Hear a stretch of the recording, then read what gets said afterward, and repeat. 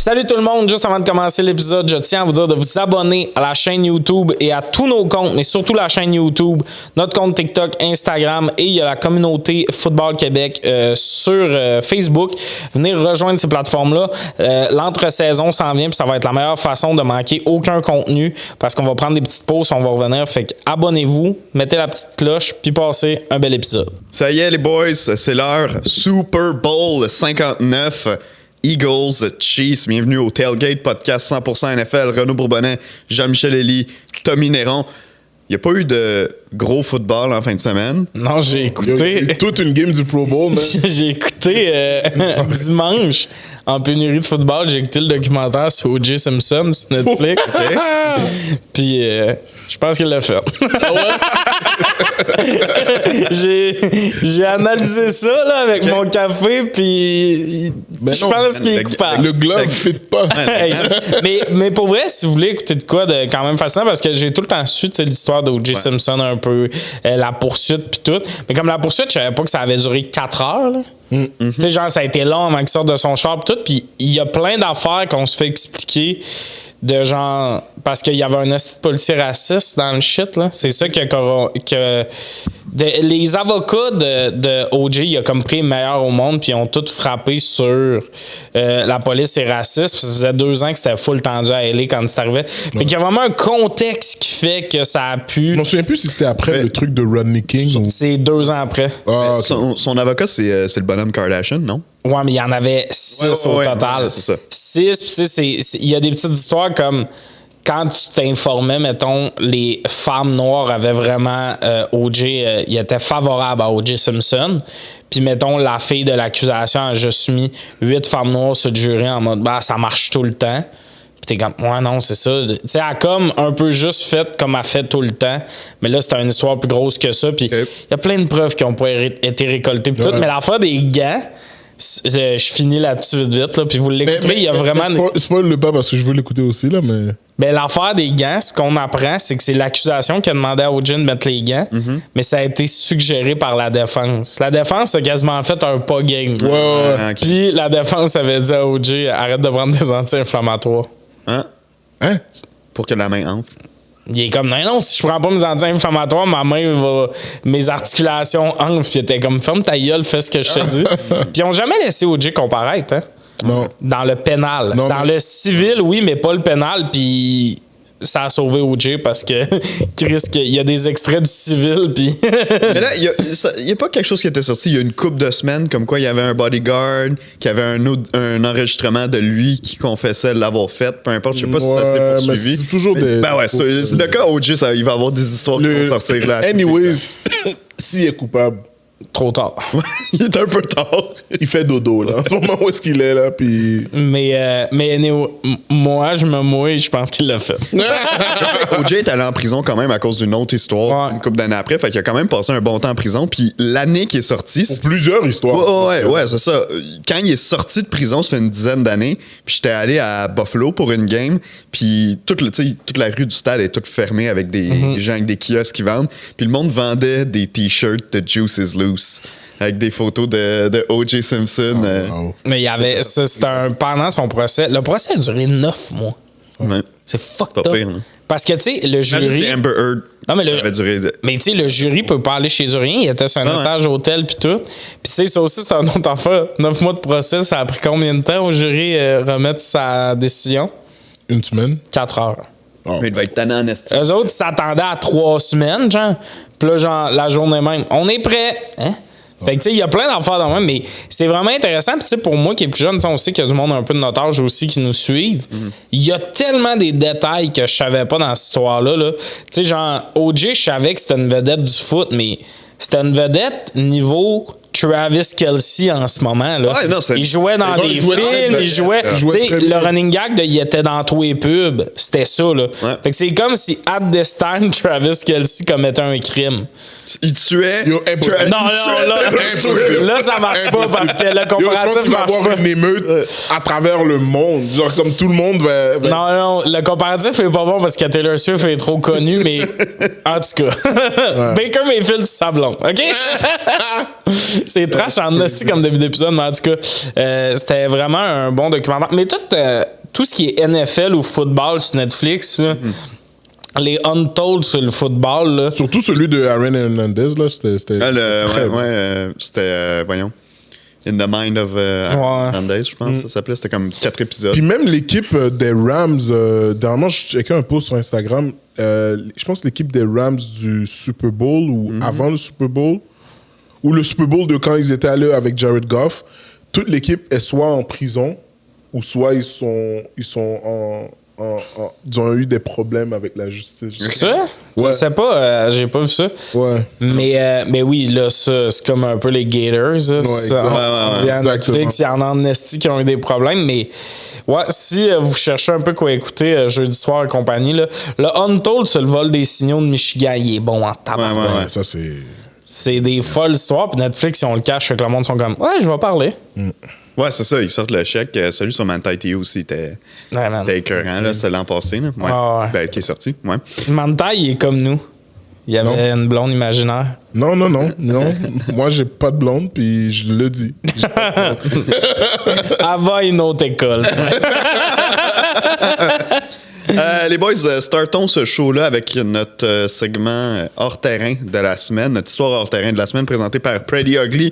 C'est le temps là, pour le Super Bowl de peut-être faire le plein de chips tortilla Pretty Ugly. Yep. Leur saveur cheddar dont on parle depuis plusieurs semaines est officiellement sur les tablettes.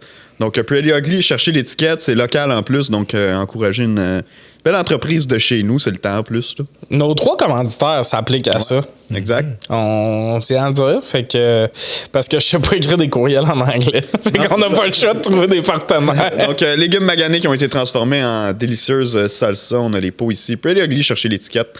Vous allez pouvoir les trouver en épicerie ou en magasin à rayon, peu importe. Proche de la caisse, souvent, ça vient donner un petit coup de main. Puis là, j'ai vu qu'ils ont du bel affichage un peu partout. Proche de la caisse ou Renault. Dis-les. Dirac, chez Winners. Oui!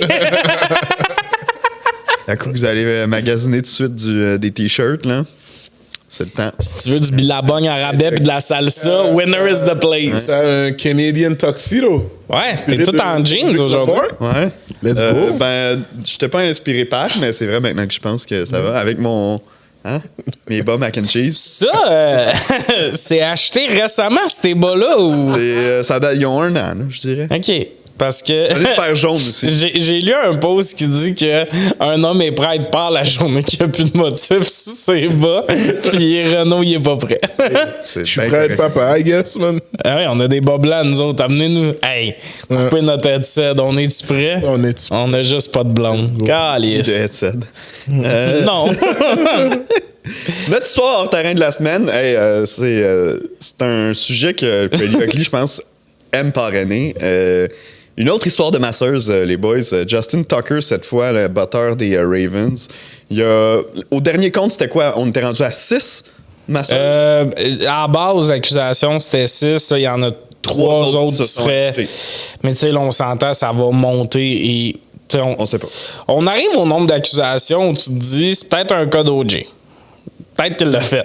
Peut-être qu'il l'a fait. On arrive à un stade où... C'est rendu dans la douzaine. Même un, des fois, ça peut être très... Ouais, c'est ça. Quand t'approches d'un chiffre à 2... Mais, ouais. Mais si je me trompe pas... Bon, en fait, non, ça, je sais que je me trompe pas. Lui a réfuté que c'était pas vrai, commenté en disant que c'était pas vrai. Puis si je me trompe pas, ça date quand même du début de sa carrière. Là, entre 2012 et 2015, du moins, une des personnes qui a parlé, c'est ce qu'elle a dit. Donc, un autre génie. J'allais dire, est-ce que ça explique sa mauvaise saison au sens que... On a-tu résumé l'histoire? C'est 9 masseuses qui l'accusent d'avoir... On a vraiment skippé le bout où, si vous ne l'avez pas vu, arrivé, à la Deshaun Watson, 9 masseuses l'accusent de... Conduite répréhensible. Exact. De l'ordre de traitement, de massage.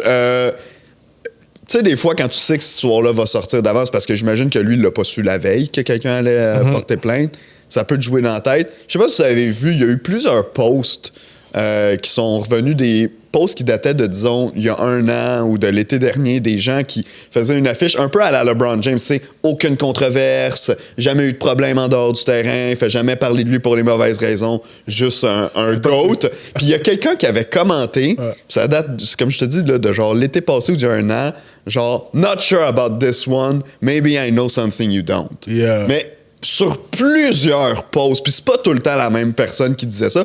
Je sais que ça arrive un peu tout le temps pour n'importe qui. Quelqu'un peut flyer un message de même, puis qu'au final, tu sais, lance une ligne à l'eau. S'il se passe de quoi avec lui, je dirais que je l'avais dit. Ouais. Mais quand même, Justin Tucker, est-ce que ça va lui coûter sa place à Canton? Parce que lui, s'en allait au Hall of Fame. Là. Ouais, mais tu sais, man, ces situations-là, c'est tellement tough, man, pour les victimes, puis pour la personne accusée aussi, parce que moi, il y a quelque chose qui se passe même dans l'entourage des organisations qu'ils devraient comme filtrer ou comme abolir les massages ou je sais pas, mais comme les gars, j'ai l'impression que les gars perdent le contrôle sur leur façon de faire des avances envers des femmes ou envers des gens. Puis il faut que ça soit contrôlé, puis il faut que les gars soient éduqués pour parler à une femme d'une autre manière que être soit violent ou soit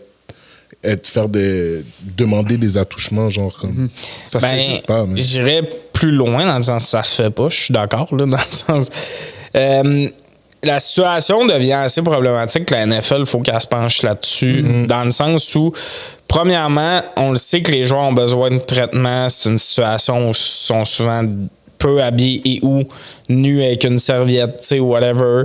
De un, je pense que ça devrait jamais être comme une seule personne qui est présente. Il devrait tout le temps avoir quelqu'un d'autre. Un tierce partie, le gars, il est pas tout nu, là, dans le sens, il y a une serviette puis tout. Quelqu'un qui est là pour s'assurer que ça dégénère pas. Tu sais, dans le sens où on tombe quasiment de ça doit être un thing, puis on n'a pas fini d'entendre des histoires comme ça. Un peu comme quand à Hockey Canada, là, les premiers scandales sont sortis, puis là, tout d'un coup, les initiations à gauche, à droite, une fille, c'était avec une équipe de la OHL, l'autre, tu sais, genre, quand les histoires se mettent à sortir, puis là, ça, c'est des affaires qui datent depuis des années. Clairement, ça doit être un thing, ça doit même être su à un certain point que des joueurs font ça. Puis l'éducation, c'est quelque chose de super important. Même en dehors du football, là, si on grossit ça un peu, d'être seul avec une femme toute, elle veut juste faire son travail. C'est surtout ça, en plus, c'est des thérapeutes qui ont étudié pour faire ça, puis tout. Puis là, ils se ramassent avec une situation de même. Souvent, il y en a qui sont sortis, qui ont dit qu'ils ont quitté.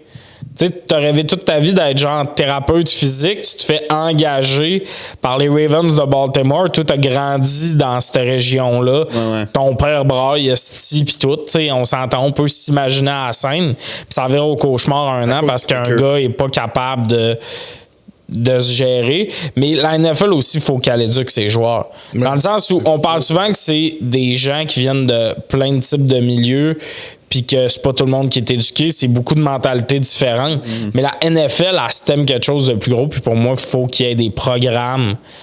Tu sais, au pire, ça va être à chaque début de saison, toutes les équipes, ils ont un avant-midi où ils se font parler du consentement, puis tout ça. Puis ça va montrer un exemple pour les autres équipes de football.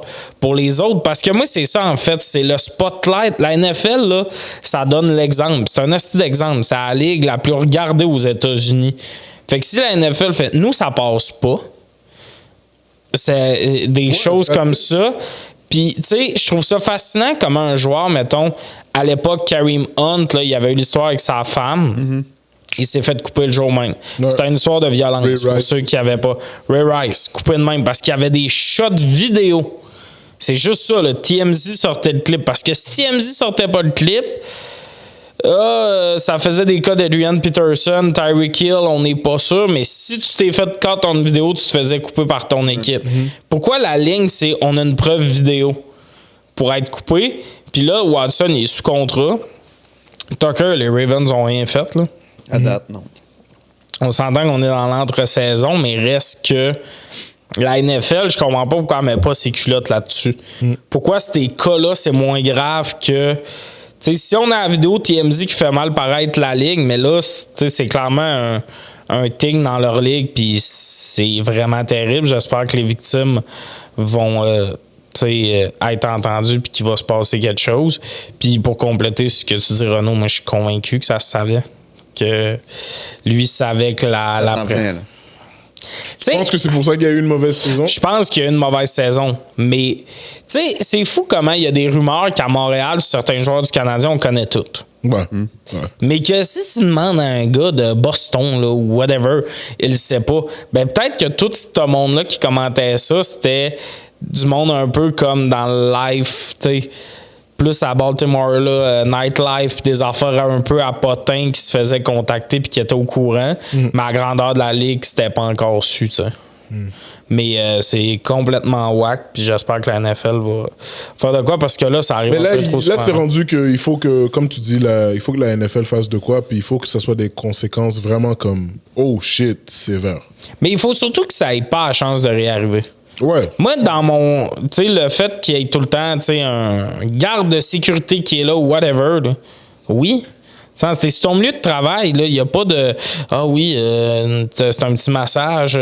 Tu sais, c'est pour la job, puis tout le monde devrait avoir le droit de faire sa job, puis ça serait pas si compliqué pour que ça réarrive plus.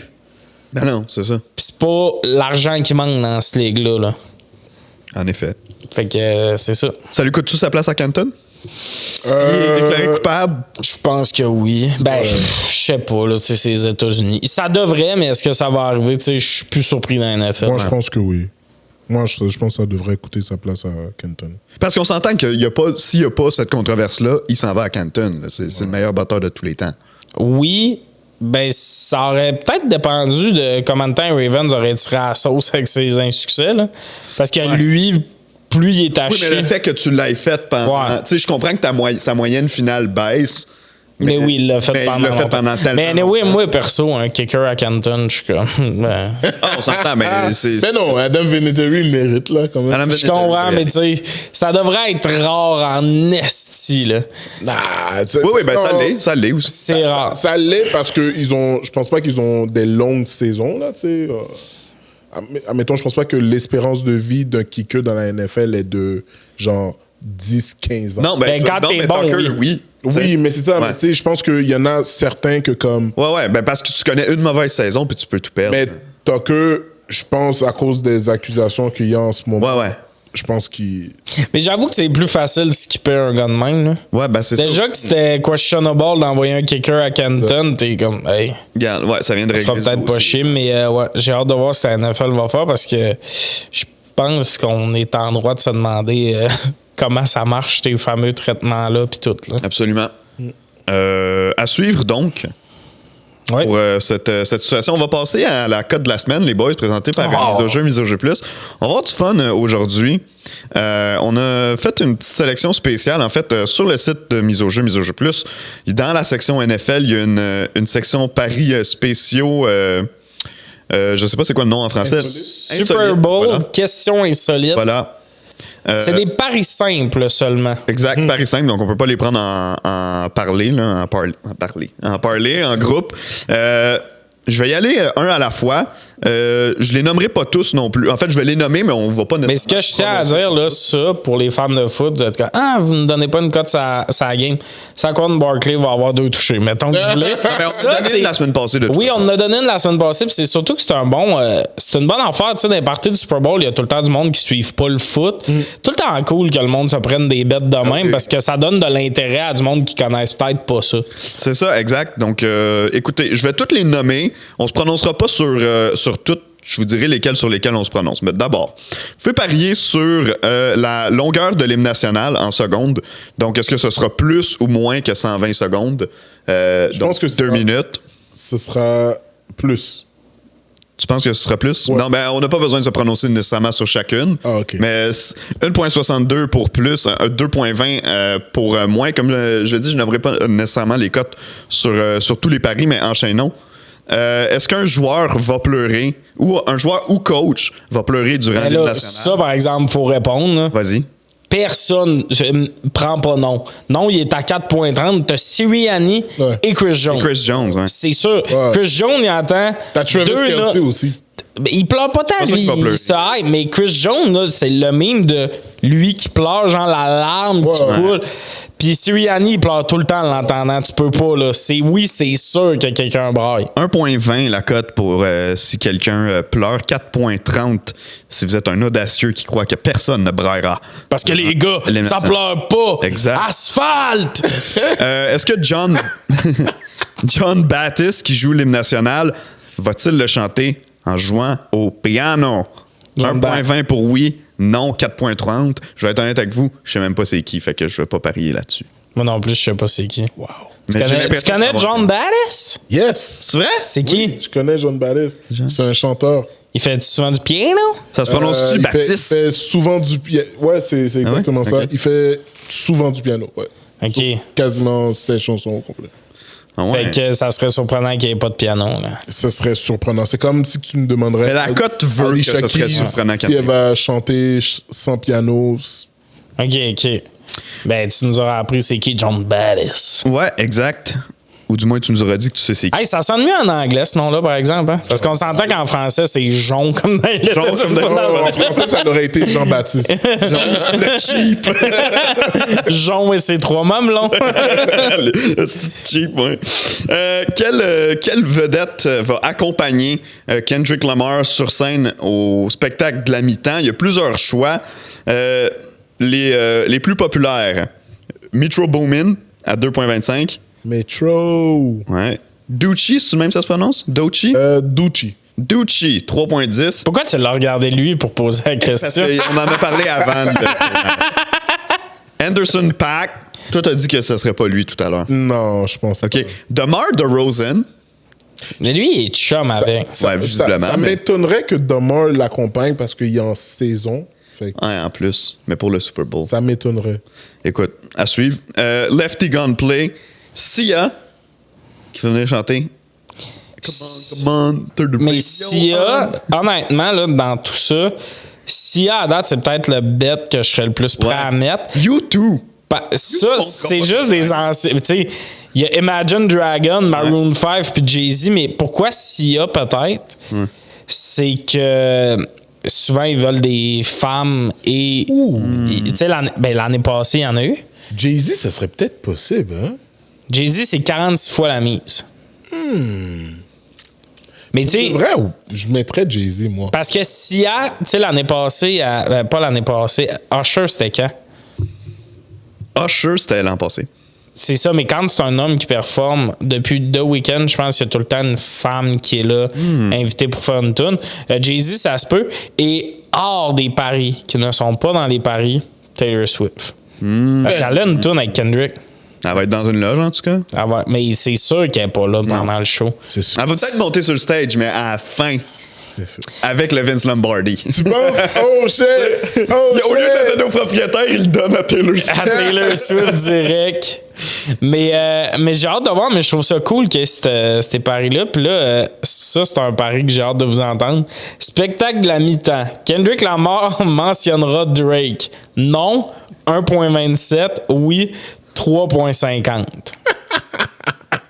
Je pense pas, non. Je pense que ça va être non. Je pense que Kendrick a reçu un message de Universal disant que comme yo, on est en procès avec lui. So comme, s'il te plaît, mentionne-le pas. Il a eu l'occasion de le faire hier, puis il l'a pas fait. Je sais pas s'il va le faire au Super Bowl, je pense pas. Moi, je trouve que. J'aimerais ça, par contre. Ça, Hot juste pour le take, beef, là. je trouve que dans tes plus grands moments où tu es le plus haut, de mentionner quelqu'un d'autre, c'est de t'abaisser à son niveau. Tu sais, mettons, t'es au Super Bowl, tu vas vraiment mentionner Drake, ça fait vraiment he run free dans ta tête. Ouais. Surtout que ça fait des mois, là. Ça fait des mois, là, puis la cote va plus vers le nom. Et si vous autres, vous pensez qu'elle allait le faire, puis ça aussi, tu sais, doit mentionner Drake par son nom pour que la réponse oui soit gagnante. Tu sais, Il nommera pas par son nom. il peut pas faire un sous-entendu. Ouais. Parce que s'il fait genre une affaire. S'il dit quelque chose à propos des haters. Canadian Toronto, genre. Ouais, tu sais, il faut que ça soit par son nom. Parce que c'est comme l'année de Rihanna. Il y avait un pari, Rihanna va annoncer qu'elle est enceinte. Ouais. Puis il y a des sites que le oui marchait, puis d'autres sites que non. Ouais. Fait qu'il faut vraiment s'assurer, mettons, que sur mise au jeu, vous comprenez bien la nuance, parce que elle a pas dit I'm pregnant! Ouais. Mais on s'entend que En effet. Sa mise en scène, c'était des spermatozoïdes qui fécondent un ovule, là. Mais il y a peut-être certains sites qui ont fait... Non, il n'y avait rien de clair là-dedans. Vous pouvez parier sur le nombre de chansons qu'il y aura de jouer à plus ou moins 10.5. Le nombre de chansons qui... On sait que des fois, c'est des segments de chansons. C'est le nombre de chansons qui vont être calculées par setlist.fm, qui est comme le site qui... Après un show, tu peux retourner voir les setlists de n'importe quel show, en fait, qui a lieu dans le monde. Finalement... quelle sera la première chanson? C'est drôle parce qu'on en avait parlé un peu la semaine dernière. Mais quelle va être la première chanson jouée par Kendrick Lamar ou chantée par Kendrick Lamar sur l'estrade? Et je vais être honnête avec vous, j'en connais vraiment pas beaucoup sur la liste. Non, vas-y. La chanson avec la cote, disons, la favorite, est Squabble Up. Ouais, c'est sûr qu'il va être là. Mais ça, c'est la première chanson de l'album. De l'album, t'as raison, de l'album GNX. Excuse-moi, t'as raison. Première chanson de l'album GNX qui va jouer. Quel est l'album GNX? Son plus récent album? Son plus récent album. Okay. Parce qu'il va sûrement commencer avec un hit qui date depuis plus longtemps, moi, je pense. Ouais, non, mais parce qu'il les a déjà faites quand il était avec... selon moi, là, il les a déjà faites avec... quand il était avec... à LA, là. Ouais, mais moi, je pense qu'il va oublier cette tune. Il va oublier ce show-là. Parce que si tu me dis, mettons, t'as-tu vu le show de Kendrick? Parce que c'est de même qu'on parle du show du Super Bowl. Ben, tu vas pas penser à ces deux tunes à LA, tu vas penser à quand on y a donné son 12 minutes. Fait que d'après moi, il va faire ses plus grands succès. Mais dans cet album-là, c'est quoi le plus gros hit, mettons? Ben, Squabble Up, TV Off. T'es nomme dans l'ordre. À date, t'es on Ouais? target. Ouais, à date, t'es ça dans l'ordre des Squabble gars. Up, TV Off, GNX. Ah, elle est plus loin. Là. Elle est plus loin. Il y a celle avec SZA, je pense que c'est Luther quelque chose. Ouais. Luther. C'est avec Sia, ça? Ça. Ah, Sia, OK. OK, parce que là, c'était avec Sia. Sia s'en vient, là. Non. Je sais pas c'est quoi les autres dans l'album, là. Tu connais pas l'album par cœur? Non. Mais c'est quand même intéressant. Par contre, j'ai un peu le cœur brisé. Parce qu'il n'y a pas mon pari préféré sur le site de mise au jeu. C'est lequel? La couleur du Gatorade. Ouais. Ils l'ont pas? En tout cas, moi, je Je le pense que vois j'envoie pas. un courriel tantôt pour qu'ils le mettent. Il me semble que j'ai déjà varié là-dessus par le passé. Écoute, je veux pas dire n'importe C'est quoi. sûr que la couleur du Gatorade va être rouge. Non. Tu penses? Ouais. Moi, je pense qu'il va être orange. Non, il va être rouge. Il me semble qu'ici, il est souvent mauve. Hier, au Pro Bowl, il était orange. Mais en tout cas, check, à voir. Mais rouge, c'est rare comme couleur de Gatorade. Oh, ouais, dans les grosses cruches, souvent, c'est genre jaune, bleu, mauve, orange. Ok. Ouais, orange. Blanc des fois. Moi, je vais avec orange. Mais faudrait, je pense que je vais écrire à la mise au jeu pour qu'ils le mettent dans la liste. On veut la couleur du Gatorade. On est rendu là. On est rendu à ce point de chummy avec mise au jeu. On peut décider des... Il me semble qu'il m'a déjà dit dans nos premiers meetings, s'il y a une cote que vous voulez suivre sa saison, on peut l'ajouter, mettons. Ben, Mais pendant la saison, là. c'est ça, c'est short. la fin. Mais moi, la couleur du Gatorade, je le veux. OK. Hein. Ouais, moi aussi, je serais down de mettre de l'argent là-dessus. Fait que, OK, à suivre pour cette cote. On remercie nos amis de Mise au jeu, puis on vous rappelle d'aller sur Mise au jeu Plus pour toutes les cotes là, sur le Super Bowl et à venir là, pour les autres cotes de football. On passe aux confrontations de la semaine, les gars. Et cette semaine, c'est assez spécial parce que non seulement c'est présenté par Fromagerie Victoria, mais on a de la poutine en studio. Oui. Let's go! Comment passer un bon matin? Déjeuner de la poutine, c'est un peu dans mes projets de vie dans la vie. My God, c'est bon. C'est tellement chiant pour le monde qui écoute ça. Le fromage n'a pas de bon sens. On m'entend-tu? Ouais.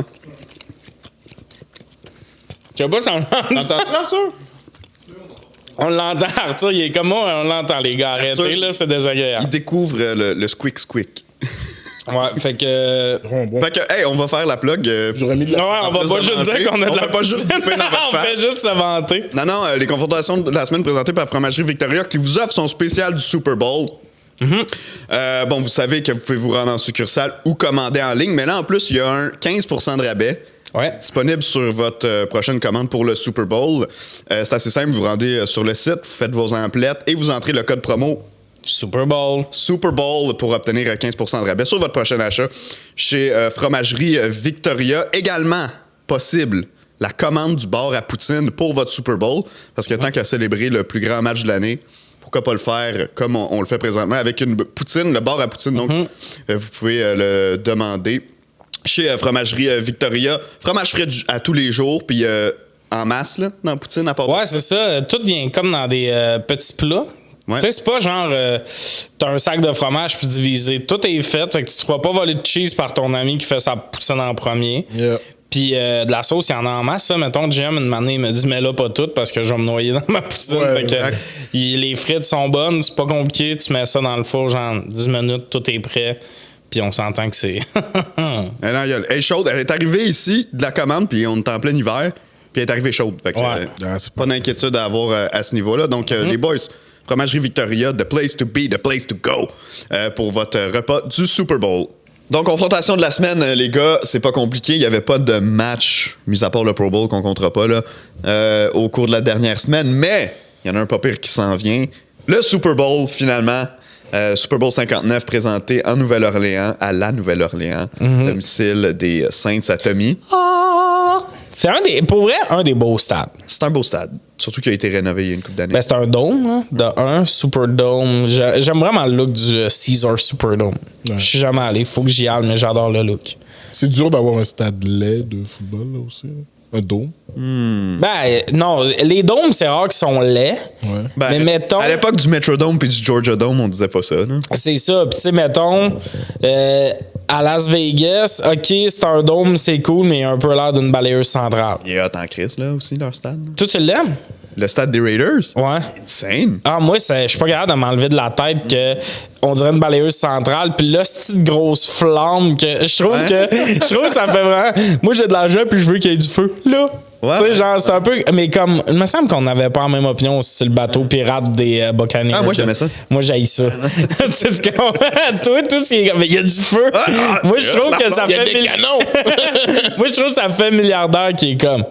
Je veux ça. Mais c'est des multimillionnaires, là. Ouais, c'est ça, mais lui, le Caesar Superdome, je le trouve beau. Hey, on va enchaîner, je peux pas croire qu'on a fait une minute Non, là-dessus. espérons qu'il y ait de l'électricité cette année dans le stade, qu'on n'en manque pas à la mi-temps ou passer la mi-temps. Les boys, en parlons du match en tant que tel. Beaucoup at stake pour les deux équipes. Les Eagles veulent venger leur défaite d'il y a 2 ans.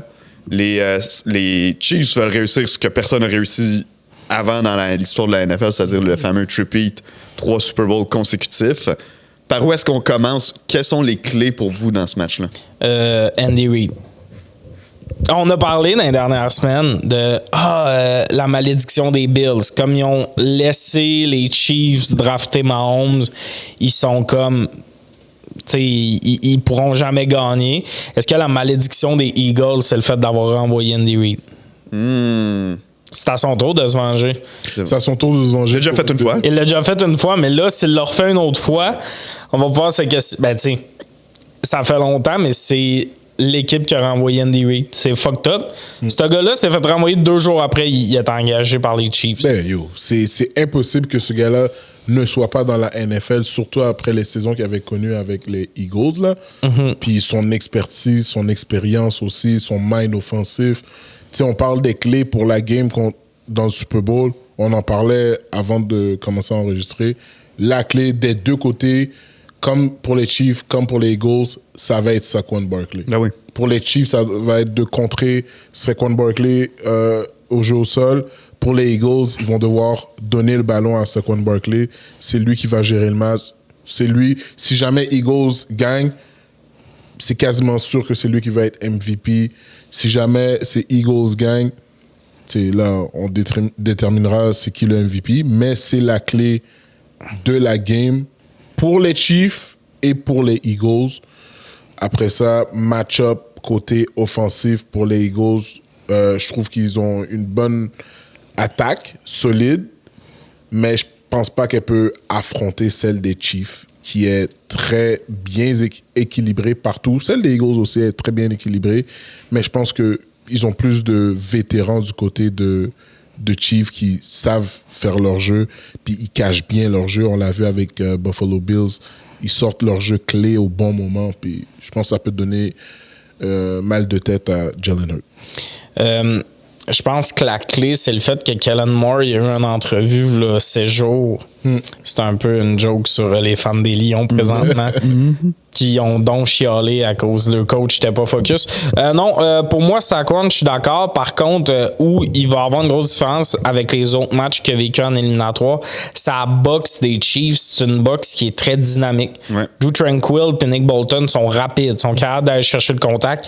Fait que des jeux où d'habitude il fait peut-être un 6 verges, là on va peut-être le descendre à 4 verges. Puis ça va être intéressant de voir comment Sirianni s'adapte. Si la production, tu sais, il va avoir des grosses courses, Barkley. Mais tu sais, la vraie moyenne par course en enlevant les 2 jeux explosifs, si ça descend en bas de 4, il va-tu paniquer?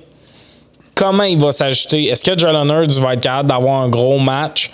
Ça fait partie des clés. Du côté des Chiefs, je m'attends à une grosse game de McDuffie, qui a d'ailleurs été au Super Bowl à chaque année depuis qu'il est drafté. Cette classe-là de draft n'a jamais manqué le Super Bowl. Ça va être important pour lui de connaître un gros match parce que il va sûrement guard A.J. Brown. Puis A.J. Brown, si tu réussis à le contenir, ben, tu changes toute la dynamique d'attaque parce qu'on sait que Jalen Hurts n'est pas capable de faire beaucoup de lecture. Fait que si sa première option, qui va souvent être Goddard ou A.J. Brown et Locke, tu gagnes des essais du côté des Chiefs. Du côté de l'attaque des Chiefs, je pense que ça va être le gros défi de Vic Fangio. Ça va être de s'adapter. Vic Fangio, en ce moment, il y a une des jobs les plus tough, c'est essayer de prédire ce que Kansas City va faire. Est-ce que vous savez ce qu'ils vont faire? Parce qu'il n'y a pas une game depuis... Tu sais, là... Enlève la game contre les Broncos qui ne mettaient pas le starter. Là. Ça fait 10 matchs de suite qu'ils gagnent sans suivre la même recette. Ils ont gagné avec Kelsey qui faisait 100 quelques verges. La semaine d'après, il y a 2 réceptions, ils gagnent pareil. Par où tu prends ça? Si le running game qu'il faut que tu mettes beaucoup d'attention, si tu le joues par la passe, puis une année, comment tu fais pour guard tout le monde? Tu sais, je suis convaincu que Justin Watson, le 84, va faire un attrapé clair un moment dans le match. Même chose pour Noah Gray. Ils en ont tout le temps. Puis Diop aussi. Ben, c'est parce que j'y viens. T'as Brown, Worthy, Kelsey, Diop, Juju. T'as ça à couvrir. T'as Watson puis Gray souvent, tu sais. In and out, là. In and out puis tout ça. Fait qu'une année, t'en oublies un puis c'est des gars qui sont capables de faire des jeux. C'est ça qui est fascinant du côté des Chiefs. C'est un gars comme Justin Watson, je me suis trompé. Justin Watson, des fois, il est pas comme sollicité pendant 3 quarts. Au 4e quart, tu lui calisses une balle dans les mains pour prendre les devants dans un match calissement serré. Il est là, il fait l'attraper. Tu sais, c'est ça, c'est que c'est des gars qui sont habitués d'être dans des gros moments, fait qu'ils sont calmes et tout. Fait que j'ai hâte de voir. Honnêtement, je sais pas ça va être quoi la recette offensive des Chiefs. Moi, ce que je pense, c'est que Andy Reid va tout faire pour activer son jeu au sol. Ben ouais, c'est clair. C'est leur grosse clé, c'est réussir à faire produire Pacheco et Hunt. Ça va être essentiel, surtout avec Carter au milieu qui est très dominant du côté des Eagles, là, comme defensive tackle. Puis, si les Chiefs n'arrivent pas à établir le jeu au sol, ça va devenir trop évident qu'ils vont passer à chaque jeu offensif du côté des Chiefs. Puis, les Eagles vont s'ajuster quand même assez facilement si c'est le cas. Genre, puis, oui, puis tu sais, les Chiefs ont été maîtres dans l'art, notamment cette année, là, de gagner à bas pointage puis de gagner des matchs serrés. Si t'es pas capable de courir le ballon, c'est plus tough de gagner des matchs serrés, de contrôler le cadran, d'étirer la dernière possession du match où tu te dis « Hey, j'ai les devants, il reste 4 minutes et demie ou 5 minutes, je prends le ballon ». L'autre équipe ne touchera plus au ballon. Si t'es pas capable de courir le ballon, tu pourras pas. Fait que c'est impératif pour les Chiefs, il faut que tu sois capable. Mais Andy Reid abandonne jamais son jeu au sol. Exact. Parce que contre les Bills, ça marchait correct puis il l'a pas abandonné. J'ai pas d'inquiétude là-dessus. Pour moi, c'est de le faire fonctionner. Ouais. Est-ce que Hunt et Pacheco vont arriver puis on sait même pas c'est lequel des deux qui va avoir le plus de courses. Je pense que ça va être Hunt, mais ça se pourrait que Pacheco... Ouais. Et une bonne game, puis let's go. Est-ce que ces 2 gars-là sont capables de donner des 5 verges de moyenne de course à leur équipe? Parce que ça change tout pour Andy Reid. 5, c'est quand même demandé. 5, ça veut dire que comme tu vas finir avec. Si les deux ont 5, c'est comme si que tu dis, tu finis en genre à 120 yards de rushing. Pour que ton jeu overall, je pense au sol, ait une moyenne de 5 verges. Ouais, tu sais, Ouais. mettons que tu rajoutes 2 courses de 20 verges, pas, contrairement à Saquon, là, tu sais, leur moyenne est à 5, mais environ, tu as un 3,5, 4 verges. Tu sais, parce que là, semaine passée contre les Bills, ça arrivait qu'il courait, puis là, il était en 3e et 6, puis tu fais asti. Là, il faut vraiment que tu réussisses un jeu de passe, puis on peut vraiment se calmer sur la course. On se doute que tu vas pas courir à ce moment-là. Pour moi, ça va être une grosse clé. Mais, tu sais, j'ai vraiment hâte de voir si Vic Fangio va être capable de s'adapter à ça. Par contre, tu sais, on a parlé de toutes les options de receveurs. Ils n'ont jamais affronté des defensive backs aussi complets. Slade, Jen, Mitchell, puis Blankenship. T'as des options pour couvrir les gars. Fait que pour moi, Kelsey va connaître un gros match de passe. Juste un peu en arrière de la ligne, une longue course. Tu sais, je pense qu'on va ramener Kelsey. C'est une solution qui a tout le temps marché. Contre les Eagles, ils avaient connu un bon match. Je vois pas pourquoi ça serait pas ça. Parce que autant ils ont une bonne boxe, tu sais, avec Zach Bone, tout, c'est peut-être une faiblesse contre un bon defensive back. Ouais. Puis je pense que s'il y a de quoi que tu peux attaquer, c'est le milieu du terrain puis tout. Fait que ça va être intéressant, mais crise de casse-tête à affronter cette défense-là. Hein? Ouais, vraiment. Puis, tu sais, dans le cas des... On en parlait un peu avant de tourner, de comment il allait se prendre. Tu sais, du côté des Chiefs, c'est sûr qu'il faut que tu essayes de contenir Saquon, mais en même temps, personne n'a été capable de le faire. Tu sais, tu vas le limiter, tu vas pas l'arrêter complètement. Mais du côté des Chiefs, si tu mets autant d'efforts, puis de concentration, puis probablement de personnel pour arrêter Saquon, ça veut dire qu'il y a quelques fois dans le match, dans des jeux clés, où tu vas avoir un receveur isolé, probablement AJ Brown, là, parce que c'est lui qu'on va essayer d'isoler chez les Eagles. Écoute, peut-être qu'on va le faire avec Devontae Smith. Personnellement, je pense que ça va être avec AJ Brown. Il va être isolé un contre un corner qui risque d'être Isaiah McDuffie. Puis sur ces jeux-là, ma question à moi, c'est même pas tant est-ce que AJ Brown prend les ballons, c'est est-ce que Hurts peut faire ces lancers-là? Puis la semaine dernière, il y en a eu de ces jeux-là. Finalement, ils ont gagné facilement, les Eagles, mais c'était pas le même genre d'adversaire.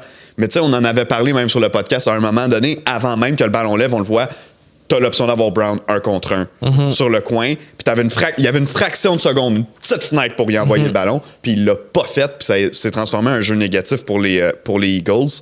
Mais dans ce match-là, il n'y a pas le choix. Il va avoir 2 ou 3 jeux clés. Puis c'est pas une question de réussir 2-3 gros jeux par la passe en général dans le match. Non, c'est dans des situations précises. Il y a 2 ou 3 fois, il va falloir que Jalen Hurts se fie à lui-même. Ça risque d'être des 3e essais où justement on va te donner quelque chose, puis les Chiefs vont prendre le pari que t'es pas capable de le faire. Il faut que Jalen Hurts livre dans ces jeux-là. S'il livre, les Eagles vont gagner. S'il livre pas sur ces jeux-là, les Eagles vont perdre. Pour moi, c'est vraiment simple. C'est sûr qu'on va avoir un match serré, puis les quelques jeux difficile par la passe que Hurts va avoir à faire, la réussite ou non de ces jeux-là va faire la différence dans qui va gagner. Puis tu l'as appelé Isaiah, mais c'est Trent McDuffie. Trent McDuffie, parce que Isaiah est avec les Packers. Mais à chaque fois que tu as des moments de même, je suis comme ce gars-là a fait trop de games en général de la NFL. Se préparer pour du Red Zone à chaque semaine, ça fait que les noms, là. Ouais, mais ce que je suis surpris, par contre, c'est que Trent McDuffie, il est petit quand même. Ouais. Pas petit, mais il fait 5 pieds 11, mettons. Ouais. Brown, il fait combien? C'est ce que... 6-3. Il fait 6, ça a l'air. 6 piles? Je viens de voir ça. Ah oui, c'est vrai, il fait 6-1. Il est juste... il est juste bulk up. Parce que quand tu parlais, c'est ça que je t'allais chercher.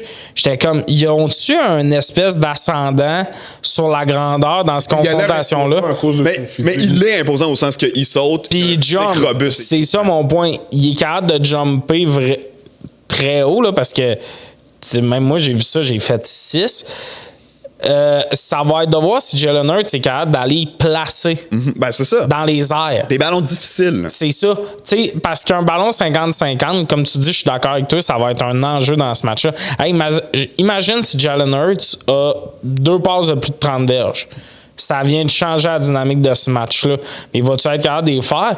Puis finalement, ils n'ont pas l'ascendant tant que ça sur McDuffie en plus côté physique. Fait qu'il va falloir qu'ils la mettent à la bonne place. Ça peut pas juste être des jump balls puis c'est réglé puis tout.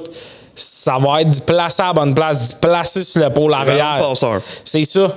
c'est ça que j'ai hâte de voir. Ça va être vraiment intéressant du côté des Eagles. Puis on sait que les fans des Eagles, ils se mettent pas la tête dans le sable. Hurts, il est bon, mais il n'a pas eu une bonne saison.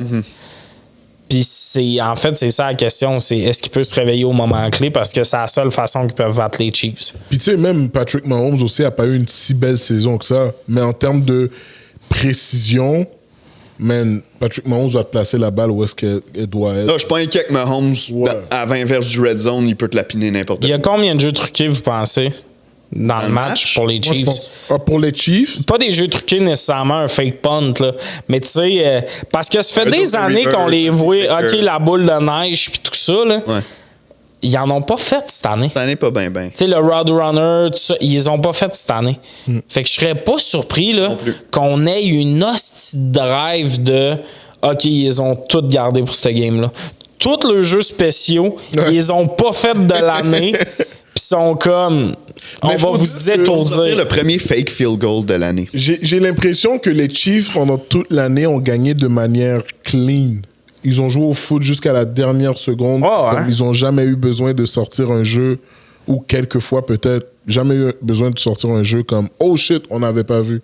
Alors que, par exemple, si on prend une équipe comme Détroit, on a tous vu leur playbook. Là. Ben, c'est ça. Puis, tu sais, c'est quelque chose... le joueur des Bills, je vous l'ai envoyé. Je pense que je te l'ai envoyé, puis tu n'ouvres jamais mes TikTok. Trou de cul. Je règle mes des affaires. C'est parce que j'envoie beaucoup de TikTok NFL à Renault. Puis, un joueur, genre des Bills, qui a dit « Ouais, cette formation-là, on l'avait pas vu de l'année. » Puis, je l'ai juste envoyé à Renault en écrivant « Da. » En mode « Hein? Ils ont fait un jeu... » Ils ont des jeux qu'on n'avait pas vus nulle part sur leur tape. Comme, évidemment. Évidemment. Puis si on fait ça contre les Bills, ils vont en avoir contre les Eagles. Aussi, on le sait que dans l'histoire, Andy Reid, il a out-coaché Sirianni. Il a fait scorer 2 touchés de la même façon à Tony. C'est-tu Tony qui avait 2 ou il y en a un autre de l'autre bord que c'est un autre joueur? Mais tu sais, le fameux je pars comme ça. Motion, puis je reviens. Fait que tu sais, Andy Reid, là, il les a encore ces notes-là. Ils n'ont pas été capables de s'ajuster et tout ça. Aussi, Kellen Moore, il était avec les Chargers l'année passée. Il a affronté 2 fois ce gars-là. Ils ont des notes aussi sur ces affrontements-là. Tu sais, quand on parle d'un coaching staff expérimenté, ça fait partie de ça. Ils connaissent qu'ils vont affronter beaucoup. Fait que je serais pas surpris qu'il y ait beaucoup de jeux qu'on n'a pas vu cette année, mais tu sais, des jeux vraiment de fantaisie un peu, puis tout ça. J'ai une question pour vous. L'expérience, est-ce que ça vous stresse? De quoi? L'expérience. On parle d'une équipe du côté des Eagles avec Cooper DeJean, Quinion Mitchell. T'as Carter, il était là quand ils se sont rendus Carter. Je suis fou? Ou c'est l'année d'après qu'ils l'ont drafté? C'est la 2e saison. Fait qu'il était pas là. Ouais. C'est Davis qui était là. Ouais. C'est ça. Fait que Carter aussi, c'était un premier Super Bowl. Blankenship, c'est cette année-là qu'ils l'ont drafté. T'sais, ils ont quand même des joueurs qui n'ont pas beaucoup d'expérience en série. Dans le sens où tu as des recrues là, dans cette équipe-là puis tout ça.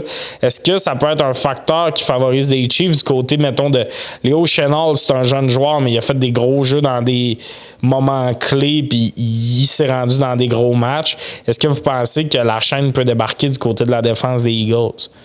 Moi, je pense pas que la chaîne va débarquer du côté de la défense des Eagles parce qu'ils ont quand même un bon vétéran qui est Slay, qui pourrait comme bien leur parler puis bien les accompagner pendant tout le processus de la préparation pour le Super Bowl.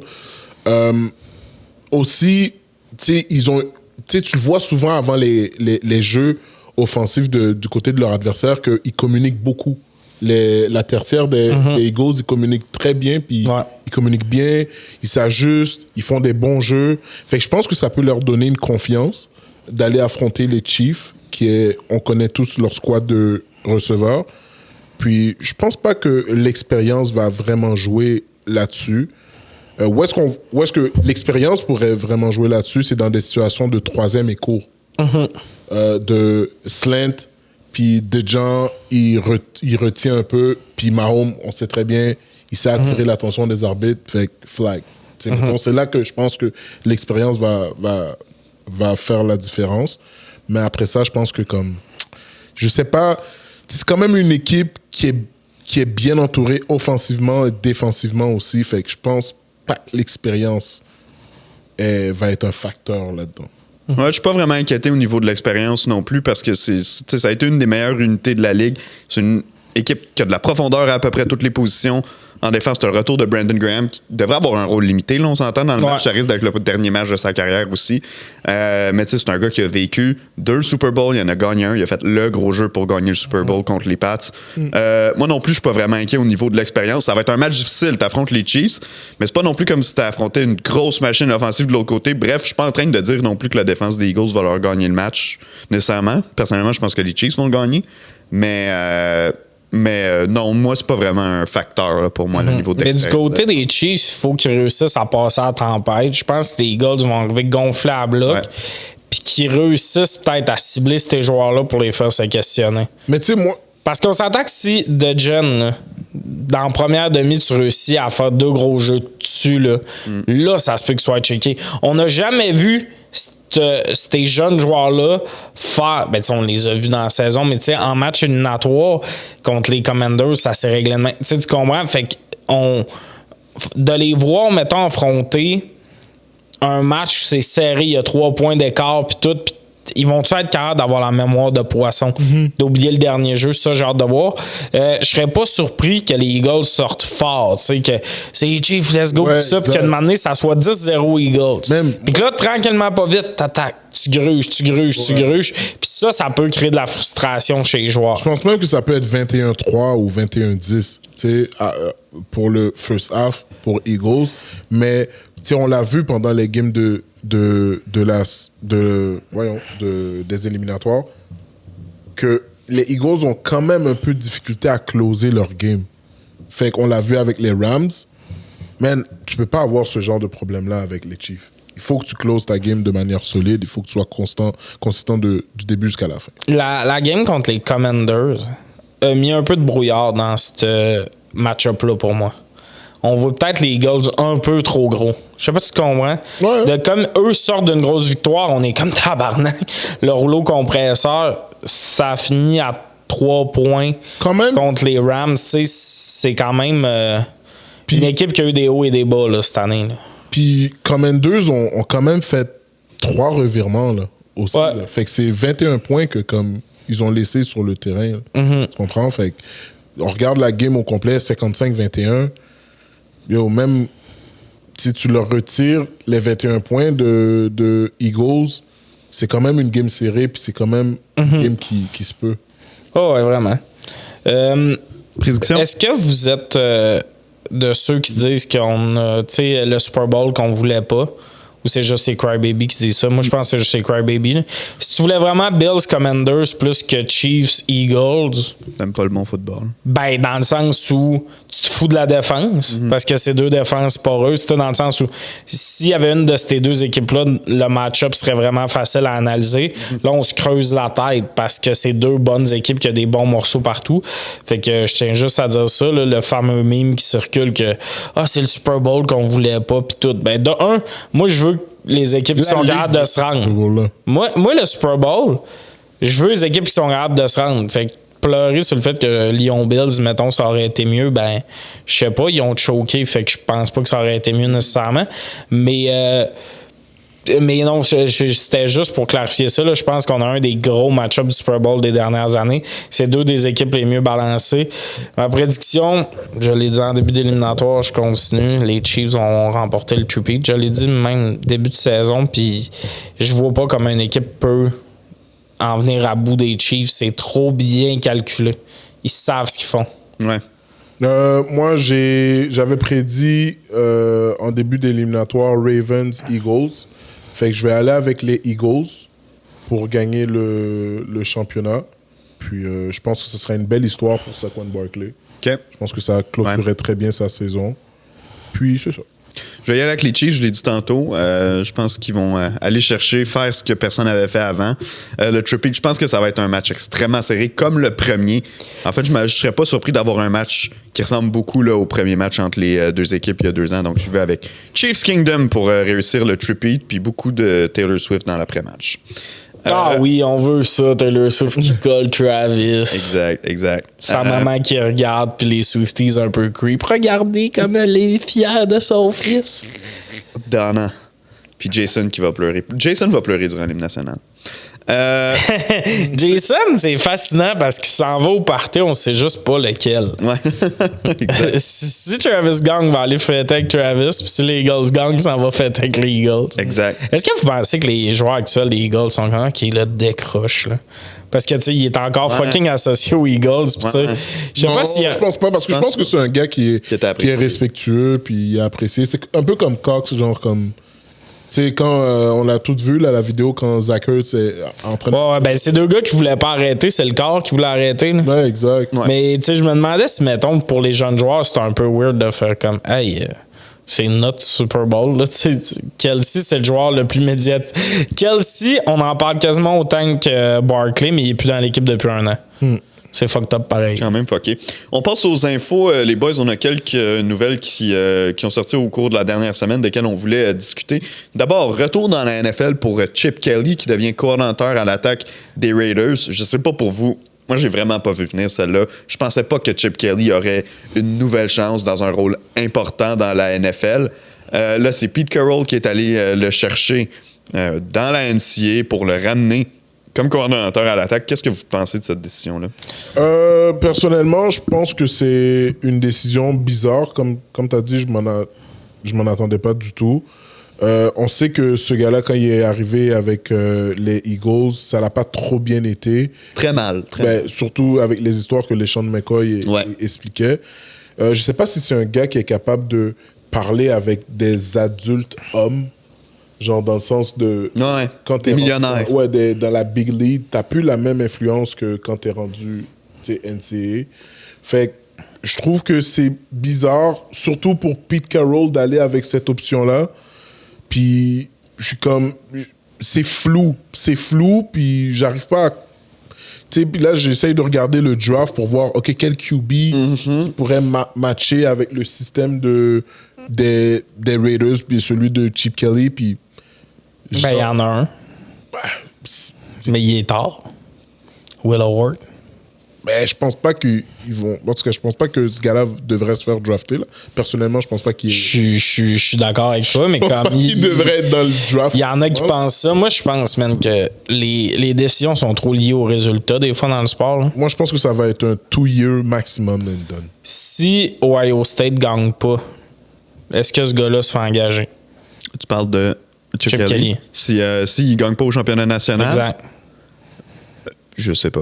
Peut-être, puis, probablement. On s'entend qu'avec la saison qu'ils ont eue, si c'était de l'ancien format éliminatoire, ils sont pas en série. Ouais. Fait que, tu sais, il y a ça un peu que je trouve. Puis, tu sais, moi, le nouveau format éliminatoire NCAA, j'ai pas encore d'opinion, mais j'avoue que je trouvais que c'était trop petit avant, puis on dirait que c'est trop wide. T'es comme, ben là, c'est sûr que ça fait beaucoup. Mais, tu sais, il était classé 7e, je pense, au début des éliminatoires, ouais, ou 8e. Mais tu sais, dans l'ancienne formule, ils font même pas les séries. Probablement que le coach d'Ohio State perd sa job, puis que lui, on n'en parle pas surtout plus qu'il faut. Il avait perdu leur gros match contre Michigan à la fin de l'année. À ce moment-là, ce que tout le monde disait, c'était que ça venait scraper la saison d'Ohio State. Comme c'était fini, c'était impossible qu'ils gagnent le championnat. Finalement, parce que surtout que Michigan n'avait pas un gros club cette année. Puis finalement, ils sont allés tous gagner. Puis aussi, tu sais, j'ai tout le temps un questionnement par rapport aux coordonnateurs et coachs universitaires. Là. Je trouve que c'est deux affaires tellement différentes pour moi. Ohio State a gagné, mais tu sais, Ohio State, c'est un des Blue Blood de la NCAA. Fait que t'as plein de bons joueurs. Ils ont tout le temps des bons joueurs. Fait que oui, t'as gagné, fine. Mais tu sais, la run de Notre Dame est quasiment plus impressionnante fait que, c'est ça que je trouve un peu weird. Par contre, du côté des Raiders, on a un plan. Old but gold. On y va avec... on sort des affaires des étagères. Là. Honnêtement, il devrait faire un uniforme vintage aussi. Là, un uniforme crème. Là. Mais il y a comme un côté que je suis genre... OK, est-ce que ça va marcher? Je pense qu'ils n'auront pas une bonne saison. Ils n'ont pas l'effectif pour avoir une bonne saison. Mais est-ce qu'au moins, c'est des gars qui vont prendre des décisions pour bien bâtir l'équipe pour le prochain coach? Probablement. Mais tu sais, Chip Kelly aussi, des Raiders, je suis comme pas une grosse nouvelle pour moi. Puis je pense pas que ça va changer grand-chose. Là aussi, en arrêt des Don O'Connell puis Garner Minshew. Là. Ouais. sais, à date, on verra là, si finalement ils draftent un autre QB, mais ça n'a pas l'air de presser tant que ça du côté des Raiders. C'est ça que je me demande qu'est-ce qu'ils vont faire au poste de QB, tu sais, comme tu as dit, avec Gardner Minshew et tout. Mais là, tu as un changement de garde total là, du côté des Raiders, au sens où on a fait le ménage, on a embauché du nouveau monde. Disons qu'ils n'ont pas l'homme qu'ils veulent au 6e rang, puis qu'ils disent on va faire un an de. On va repêcher un joueur talentueux de position, puis qu'on fait un an de transition. Avec Pete Carroll qui rentre là, Ross Wilson qui est agent libre. Est-ce que vous voyez un match potentiel faire une transition? Ross qui va jouer visiblement dans les dernières 1000. Ça se peut. Ouais, c'est possible, mais je pense que ces Raiders, le move smart qu'ils devraient faire, c'est s'enligner pour un running back, puis ensuite, l'année d'après, y aller avec un... Tu dirais, 6e overall, tu prendrais un running back? Ouais, je prendrais... Genty? Je prendrais un Genty ou je prendrais celui de North Carolina. J'ai oublié son nom, malheureusement. Mais... 6e au total, c'est de bonheur. Si c'est pas Genty... Surtout que t'as pas de club autour, là. Ouais, mais l'affaire, c'est que, tu sais, moi, comment je le vois, c'est dans 2 ans, dans 2 ou 3 ans, je pense que Pete Carroll donne sa retraite. Oh oui, ben ça, je suis d'accord. Tu sais, fait il va aller avec Genty. L'année d'après, s'il finit encore top 3, je pense qu'il y va avec Manning, si Manning déclare. Puis après ça, tu peux avoir un bon club pour la prochaine personne. Ouais, mais le problème là, dans tout ça, là, c'est que l'année passée, ils ont skippé les QB. T'sais, ils n'ont pas eu de QB. Même que Rattler, il y en a qui pensaient que ça en allait aux Raiders parce que tout le monde était comme, ben, c'est vraiment la seule équipe qui n'a pas de QB pour cette année. Nous autres, finalement, on l'a pris. D'ailleurs, il y a des rumeurs qui disent qu'il y a des bonnes chances qu'il soit starter au début de l'année. Là. J'ai vu ça. Mais je sais pas, j'ai de la misère à comprendre le plan du côté des Raiders parce que ils réussiront pas à trade up. Je pense pas qu'ils vont réussir à trade up cette année. Est-ce qu'un Jackson Dart peut être leur homme? Peut-être. Est-ce qu'une réunion avec Wilson se peut? Tout ça se peut dans le sens où, tu sais, j'ai vu un post qui disait même Bobby Wagner, mais t'es comme, ben oui, les gars qui étaient bons il y a 10 ans se réunissent à Las Vegas pour avoir une saison perdante. Je sais pas ça va être quoi. M. Sherman revient de sa retraite. Tu sais, c'est qu'à un moment donné, t'es comme, il manque vraiment trop de morceaux pour que cette année, ça soit vraiment des décisions qui importent, à part le draft. Puis s'ils vont chercher un Genty, là où je te le donne, c'est que les fans vont avoir de quoi regarder pour patienter. Parce que moi, je sais pas si c'est cette année que je virerais fou pour un QB. Non, c'est ça, moi non plus. C'est pour ça que je te dis, tu sais, il y a l'option de Wilson, il y a l'option de peut-être finir top 5 dans le draft l'année prochaine. Puis tu sais, Jackson Dart là, de Ole Miss, ça, c'est le QB de Ole Miss que je parle, il rise un peu là, dans les listes de draft. Là, la saison des shorts est bien commencée puis tout ça. Mais moi, je verrais bien plus dans une équipe qui a un QB puis qui cite 1 ou 2 ans. Puis là, peut-être qu'il va être prêt à être starter. Que cette année, même Ward puis Sanders, je sais pas si c'est des Day One starters. Je sais même pas si cette année, dans le draft, il y a un Day One starter. Fait que... Ben, déjà, comme... Il y a des gens il y a des analystes qui regardent qui ont regardé les quelques pratiques que même Sanders n'a même pas joué dans le East-West, là, ou dans le Super Bowl. Ouais. Puis ils voient certaines comme tics qu'ils ont de lancer, puis c'est comme, yo, ils vont s'ajuster rapidement. Là, dans la... Ouais, puis Jalen Milroe d'Alabama, apparemment que ça n'a pas été du tout, ça n'a pas été une bonne semaine au Senior Bowl. Les entraînements, le match aussi, le receveur ici, le ballon là-bas. Ah ouais, non, ça allait pas dessus. Mais les QB des gros programmes, ça arrive souvent. Hein? T'es entouré par les meilleurs, t'es en meilleure ligne, t'as 4 jours pour lancer, puis finalement, quand on te met un peu de pression, on est comme, OK, c'est l'équipe qui le faisait rouler. J'ai hâte de voir Gabriel d'Oregon. Ouais. Lui, c'est un gars qu'on voyait comme un top prospect il y a quelques années, puis tout ça. Lui, c'est le genre de gars qui pourrait aider une équipe, puis tout. Mais tu sais, la vraie question, c'est où que ces gars-là vont tomber, puis dans quelle situation. Parce que c'est tous des gars que le développement va être important. Pour moi, c'est tous des gars qui devraient peut-être pas starter jour 1, mais il va avoir des bons QB dans le sens. Je pense qu'aussi la NFL a fait un travail de regarder leur développement de QB. Là, dans les dernières années, il y a beaucoup de swing and miss. Je pense qu'on va plus voir des équipes sit leurs gars un peu puis tout ça. Puis cette année, tu sais, Dart puis Gabriel, s'ils se font sit, ça peut être des bons gars. Ward puis Sanders peuvent surprendre for sure. Tu sais, dans le sens qu'ils ont des qualités. Mais, tu sais, de là à dire, OK, j'ai pas un hostie de morceau dans mon équipe puis je fais venir un QB, je pense pas. Puis Chip Kelly, pour résumer un peu tout ça, c'est un move que je vois passer. Puis je suis comme, j'ai hâte de voir le pause dans 2 ans qui dit que t'as plus de job. Ouais, exact. En espérant seulement que, tu sais, l'autre jour, on disait que Pete Carroll serait pas nécessairement là longtemps puis qu'il prépare peut-être le terrain pour son prochain. Ah ouais, que c'est pas ça le plan. J'espère que ce soit pas Chip Kelly qui prenne les rênes des Raiders. Bon, à suivre dans le cas de Vegas, on n'a pas à parler d'eux pour un bon bout de temps encore, certainement. Prochain sujet, ce sera assez rapide. Le taux de commotion cérébrale qui est à la baisse. On sait la NFL a apporté des modifications depuis plusieurs années, plusieurs fois au kick-off, au botté d'envoi pour justement réduire ce nombre de commotions-là. Et là, on pense que justement la formule qu'on a adoptée cette année est au cœur des raisons pour lesquelles il y a moins de blessures à la tête, de commotion cérébrale. C'est le plus bas taux de la Ligue, si je ne me trompe pas, depuis 2016, ou du moins depuis le milieu des années 2010. Donc, évidemment, c'est une bonne nouvelle. Ceci étant dit, est-ce que pour vous, le problème des kick-offs est solutionné? Selon moi, si c'était pour éviter les commotions, oui. Définitivement. Puis, tu sais, moi, je préfère mieux le kick-off comme ça. OK. Là. Tu sais, je pense que ça l'amène plus un aspect technique de se débarrasser d'un bloc pour aller faire le plaqué. Puis il y a plus de gros jeux. Il y a plus de gros jeux. Puis aussi, tu sais, ça force un peu les kickers à avoir le moindrement... le contrôle de son beauté. Contrôle de son beauté. Puis... Mais quand tu regardes ces statistiques-là, c'est très bon pour la Ligue, puis c'est très bon pour les avocats aussi de la Ligue de pas être en poursuite contre certains joueurs qui ont juste plus de cerveau. Puis ça assure la longévité pour des familles aussi qui peuvent voir leur père jouer avec eux, grandir avec eux. Puis c'est fucking... Mais c'est vrai que c'est la plus grosse année depuis 2013, ça? 16. 2016, c'est vrai que c'est la plus grosse année? Comme dirait toi, no cap.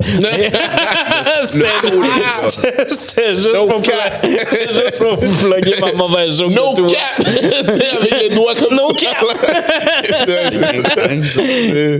No cap. Mais c'est une très bonne statistique. C'est une bonne statistique. Puis pour vrai, je pense que le kick-off aide beaucoup. Puis pour moi, j'aime mieux le jeu de même. Parce que l'ancien kick-off, c'était juste des angles de poursuite. Par contre, je mettrais de quand tu fais un fair catch moins loin. Je voudrais plus de retour quand même. Ouais. Dans le sens où, OK, les commotions descendent, mais c'est rare en esti qu'on voit un retour de botté aussi. Ça, je dirais qu'il y ait plus de retours, mais je pense que là, la nouvelle façon qui commence par un bloc, c'est pas des gars qui ont 15 verges d'élan qui se rentrent dedans. Plus que 15, là, ouais. Ouais. Puis du côté des retourneurs, c'est que pour moi, ça devient plus un jeu d'éviter des plaqués que de brouiller les angles de poursuite. Moi, je pense que tu devrais avoir le droit à 2 fair catch par game, max. Ah, c'est intéressant, ça. Ouais. Mais ça va plus sur le punt que sur le kick-off, par exemple? Ben, tu sais, je le dirais pour toutes les unités spéciales, 2 fair catch par game. Mais l'affaire, c'est parce que si le gars descend sur toi comme un esti de missile, t'as pas de 5 verges d'immunité comme dans CFL, là, tu sais, par exemple. C'est ça. Ouais. Ben, je sais pas si ça sera le nombre de fair catch par game ou juste... Tu sais, de diminuer, parce que moi, ce qui me gosse, c'est pas les fair catch de sécurité, c'est les fair catch de anyway, j'ai une mauvaise game, on va le reporter au 30. Ça me gosse. J'aimerais mieux que ça soit. Faudrait quasiment que ça soit une punition, un fair catch. Ah ben, tu pars au 15. Genre... Recul de 5, disons. C'est pas quelque chose de grave, mais juste assez pour te ouais, juste pour dire, ça donne. sûr avant de le prendre. C'est ça. Ouais. Ou tu le prends tout le temps, où tu l'as attrapé. Ben, c'est ça. Non, souvent, quand c'est un fair catch sur un kick-off, sur un kick-off, ils sont mis à... ben, quand tu poses le genou, un touchback, là, genre, tu poses le genou dans... C'est ça. Ouais. Mais un fair catch, ça map... c'est ces fair catch-là que je parle surtout, là, de... OK, il n'y aura juste pas de retour, tu sais, pourquoi on a regardé ce botté-là? Ouais. Tu sais, cette botté-là servait à rien, c'est souvent ça, les kick-off, là. Parce que c'est pas qu'il y a des retours, souvent, là. Oui. Puis s'il n'y en a pas, c'est que le gars allait se faire exploser. Ouais, exact.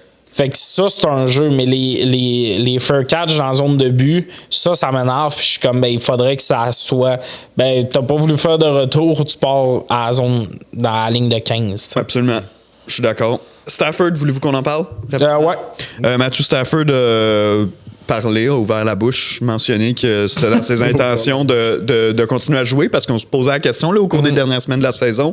On a vu son niveau de jeu un peu baisser là, avant les éliminatoires, avant la semaine de congé la semaine 18 là, pour les Rams, où on avait reposé les partants, dit qu'il souhaite continuer à jouer. On ne sait pas, par contre, si son avenir à moyen terme est avec les Rams. Même chose pour Cooper Kupp. Même chose pour Cooper Kupp. Et effectivement, qui a vu son niveau, pas son niveau, mais son utilisation là, être diminuée par les Rams. Il a été sur le trade block dans l'année. Ouais, c'est plus le receveur numéro 1 des Rams. C'est clair que c'est Pukanacua, leur cible de choix. Quel avenir pour ces deux gars-là, selon vous? Puis pour une équipe qui aspire aux grands honneurs, est-ce qu'il y a une valeur à aller chercher un de ces gars-là, selon vous? Stafford, for sure. Stafford, for sure. On l'a vu, anyway, qu'il a réussi à amener cette équipe-là. Tu le mets dans une équipe pactée qui manque un QB, ben, ce gars-là peut l'amener. Par contre, les équipes pactées, souvent, il y a un QB. Fait que c'est trouver cette fameuse équipe-là qui a besoin d'un QB.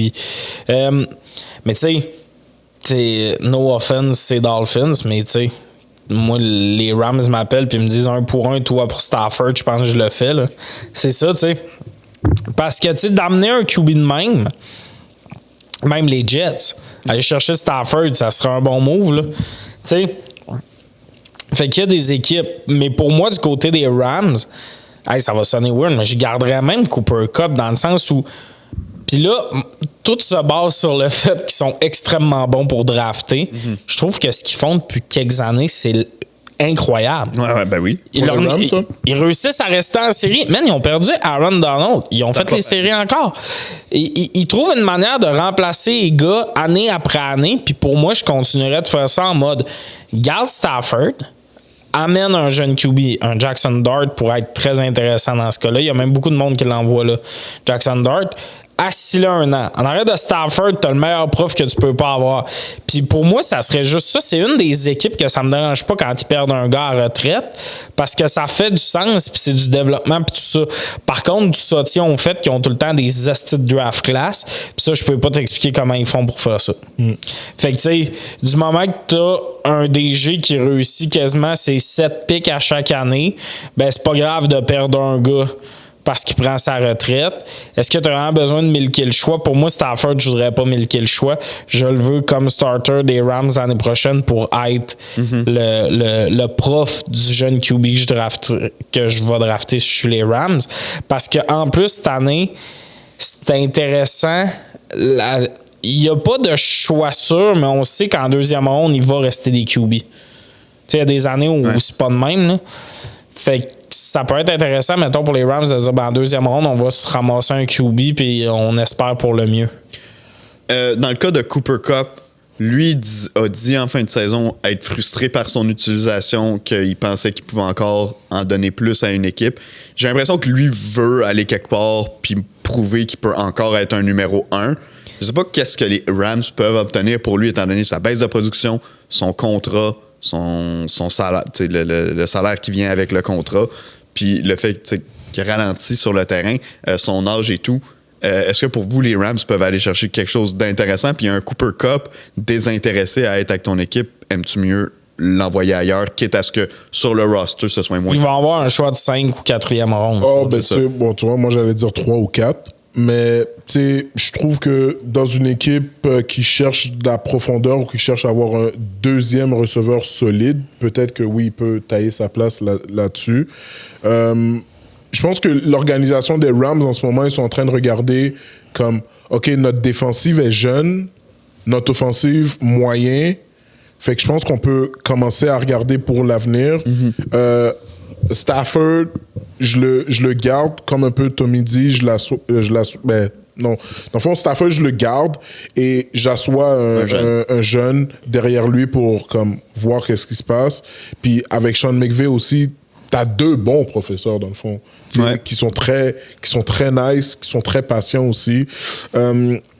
Stafford, ça a été un compétiteur même toutes ces années. Puis il y a quand même eu des bonnes statistiques, sauf cette année qui était quand même un peu mollo. Mais je pense que c'est un gars qui peut... Puis Kupp, j'y offre de pas déménager. Je l'offre aux Chargers en premier. Ouais. Là, je sais pas si les Chargers auraient l'intérêt. Lui, il va se dire qu'il est capable de produire plus que McConkey, puis c'est intéressant pour les Chargers. Une autre équipe vraiment random que vous allez peut-être dire, hein? Panthers. J'allais dire Panthers aussi, parce que... Il va en avoir des ballons là-bas. Là. Thielen Le sera duo plus de là. receveur blanc. Genre, Mais Thielen, je pense pas qu'il va être là encore l'année prochaine. Moi, je pense qu'il va être là. Tu penses? Mais du moment qu'il est là, mettons... Panthers ont quand même bien fini la saison. Ouais, mais il est fucking vieux. Ouais, je suis d'accord avec toi qu'il est vieux, mais Panthers ont quand même bien fini la saison, puis je pense que l'année prochaine, tu sais, ils vont se battre pour 500, puis ils vont se battre pour une place en playoff. Surtout dans la division qu'ils sont. Ouais, c'est pas impossible. On va attaquer la division même. On verra, mais moi, c'est plus aussi pour que Bryce Young ait des options. Ça, c'est une belle option. Tu as Xavier Leggett qui va être à sa deuxième année. Fait que avoir un Cooper Cup, c'est tout le temps bon dans la salle des receveurs pour apprendre à ces jeunes-là. Ils ont aussi Jalen Cocker. Ils ont beaucoup de jeunes joueurs. Fait que tu veux être premier receveur, ben il faut que tu sois un peu un prof. C'est ça que j'ai hâte de voir si Cooper Cup va accepter. Tu peux être premier receveur à quelque part, mais tu deviens comme le père d'une escouade de receveurs, si c'est le cas. Si tu acceptes de ne pas être premier receveur, mais tu veux des ballons, bienvenue aux Commanders. Ça serait fou. Un duo Cup-McLaurin, mais s'il veut vraiment être premier receveur, aux Panthers, il y a un QB, mais tu sais, tu fais partie d'un projet. Ouais. Mais tu vas pas aller chercher de trophée. Mais la vérité, c'est qu'il a son Super Bowl. Il veut juste des ballons et tout ça. Ben, moi, Panthers, Chargers, puis Commanders, mais Commanders, j'y crois moyen. Mais tu sais, Commanders, toutes les rumeurs de receveurs, je vais dire Commanders parce qu'ils ont de la place. OK, dernière info de laquelle on parle avant de passer à nos prix, notre cérémonie des prix de la saison 2024-2025. C'est sorti pendant l'enregistrement du podcast. Je rappelle qu'on est lundi. Je le dis, là, on est lundi, on a tourné ça d'avance cette semaine. Myles Garrett a écrit une lettre aux partisans des Browns et sans vous la lire au grand complet, ça se résume à « J'ai demandé une transaction ». Et a quitté les Browns de Cleveland, une organisation, ça c'est pas lui qui l'a dit, c'est moi, une organisation médiocre qui tourne en rond depuis maintenant plus de 30 ans. Qu'est-ce que vous pensez de tout ça? De un, c'est une catastrophe pour les Browns, mais de deux, quelle équipe devrait être la première à appeler à Cleveland pour essayer de mettre la main sur Myles Garrett? Commanders, ils vont revenir souvent, mais ils ont du cash, tu sais. Ouais. Commanders, ça serait fou. Mais parce que, tu sais, il viendrait boucher le trou que Chase Young a laissé en ne se développant pas comme une superstar, finalement. Il y a beaucoup d'équipes qui peuvent aller le chercher, puis ça va être compliqué de comprendre la valeur de Myles Garrett. C'est-tu un joueur étoile qui dynamise ton attaque ou c'est un gars qui reste 4 bonnes années? T'sais, c'est ça qui est tough à gager. T'sais. On est plus proche d'un Khalil Mack quand il est passé des Bears aux Chargers où on a encore un espèce de joueur étoile qui peut tout changer. Ça prend combien de temps? Parce que pour l'an prochain, je suis pas inquiet. Non, exact, mais c'est ça pour la valeur parce qu'il y a des équipes qui peuvent pas donner ces choix-là parce que ça va être des choix aux Browns. Mm-hmm. C'est ça qui est touché. Ben, si c'est des choix, j'avoue que les Browns sont peut-être en mode, on veut un équivalent puis un choix. Ouais. Tu as un équivalent. C'est pas un joueur roster, là. Ouais, c'est ça. Ça se peut qu'ils veulent boucher le trou qu'ils créent aussi. C'est que, tu sais, il n'y a pas beaucoup d'équipes qui n'ont pas besoin d'un Myles Garrett. Non, dans le sens où même des équipes qui n'ont pas un trou à cette position-là. Ah, ben, tu peux en renchérir, là, tu sais. Ouais. C'est ça. S'il y avait l'espace sous la masse salariale et pas plein de contrats à renouveler et tout, les Lions sauteraient dessus Myles Garrett. Tu sais, quand on en parlait au trade deadline, quand ils ont été chercher Zadarius Smith. On parlait de Garrett et Crosby. On parlait de Myles Garrett aussi comme étant une possibilité. Crosby, t'as raison aussi. Mais c'est ça, c'est de voir avec les contrats. Chez les Lions, là, ça devient trop compliqué, là. Mais c'est ça. Il n'y a aucune équipe qui peut dire ben non, j'ai pas besoin d'un Myles Garrett au sens que comme tu l'ajoutes par-dessus ce que t'as, là, au pire. Là. Mais quelque chose qui serait drôle, c'est que Mason Rudolph, il a re-signé avec les Steelers. Je serais pas contre qu'il signe là-bas pour voir la discussion dans le vestiaire. Mais tu sais, du côté des Steelers, je pense pas qu'ils vont faire un trade in division, mais même eux, t'es comme rajoute ce morceau-là pour voir. Puis tu sais, avec TJ Watt, Chris, ça serait dégueulasse. Mais tu sais, ça arrivera pas, c'est in.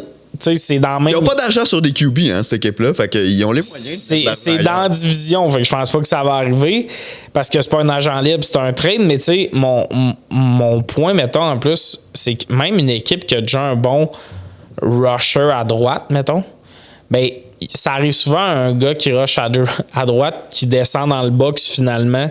Fait que, tu sais, même une équipe qui a quelqu'un à cette position-là peut dire, ben, toi, tu vas aller travailler dans notre box à cette heure, puis on va mettre Garrett là. Tu sais, Parson l'a fait souvent, le move là, de rusher à linebacker. Fait que ça aussi, c'est intéressant. C'est une des positions les plus plug and play du monde du sport. Ouais. Un edge. Un edge dans la NFL. Ouais. Fait que il peut aller partout. Mais ça va-tu arriver? Est-ce que vous pensez que c'est sûr que ça arrive? Qui quitte Cleveland? Ouais. Moi, je pense que c'est fait, il s'en va. Ah, c'est sûr qu'il s'en va. Mais là, maintenant, c'est de voir avec quelle équipe qui va atterrir. Je pense pas qu'il va atterrir dans la division. Je pense qu'il va atterrir dans la NFC parce qu'il veut absolument aller au Super Bowl, I guess, pour le temps qu'il lui reste. Il va aller joindre Baker à Tampa.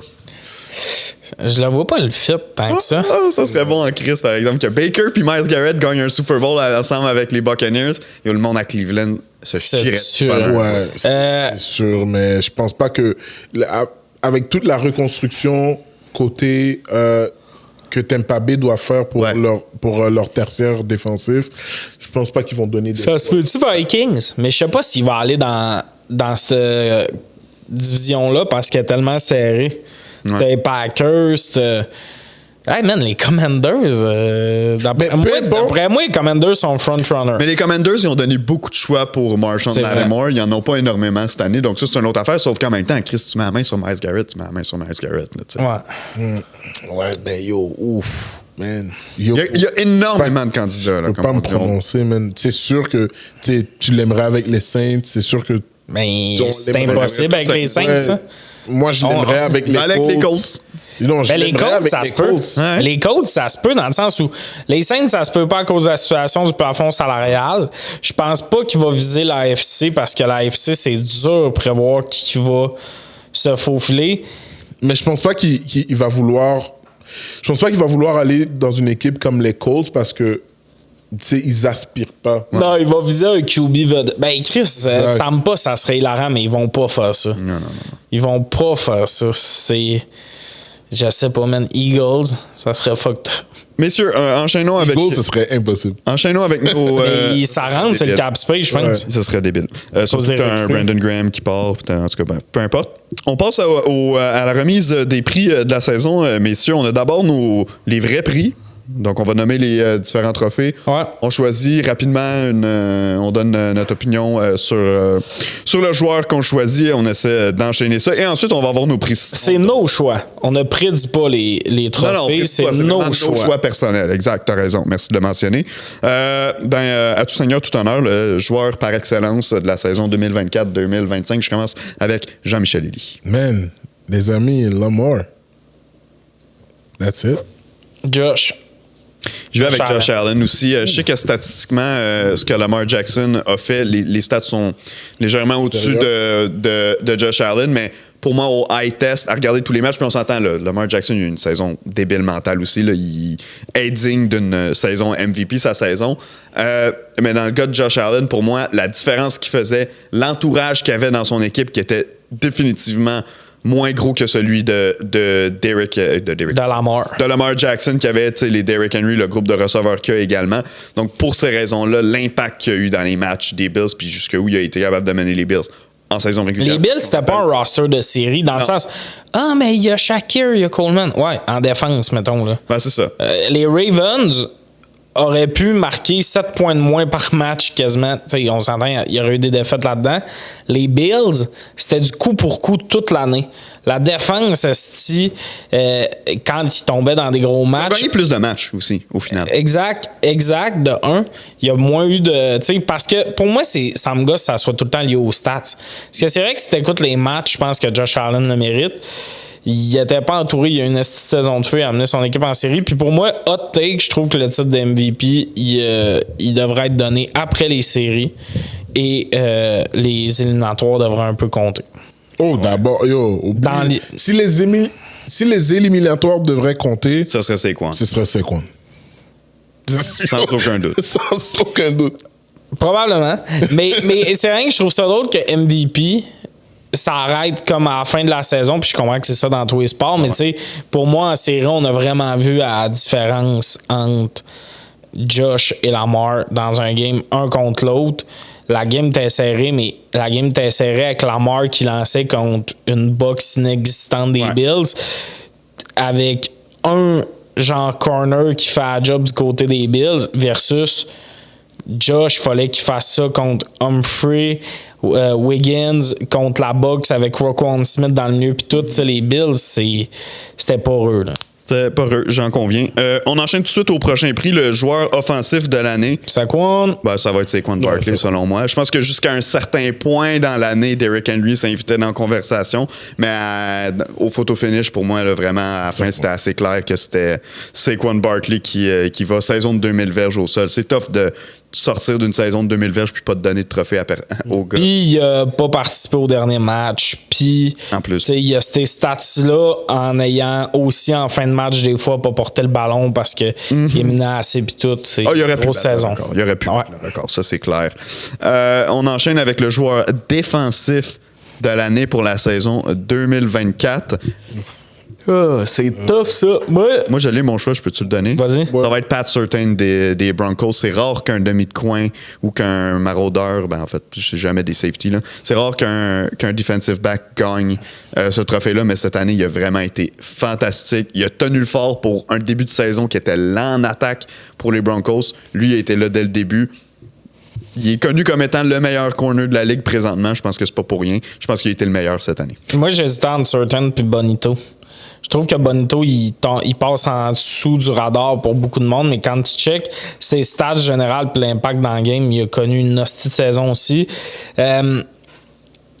Zach Bone est proche, mais je pense que c'est plus pour l'histoire qu'on voudrait qu'il gagne parce que il est tellement sorti de nulle part, mais pas de Surtain aussi. Andrew Van Ginkel aussi qui a eu une grosse année au Minnesota. Moi, je vais aller avec Surtain aussi. Ouais, bon choix, man. Il y a eu une très belle saison, très constante. Il l'a fini.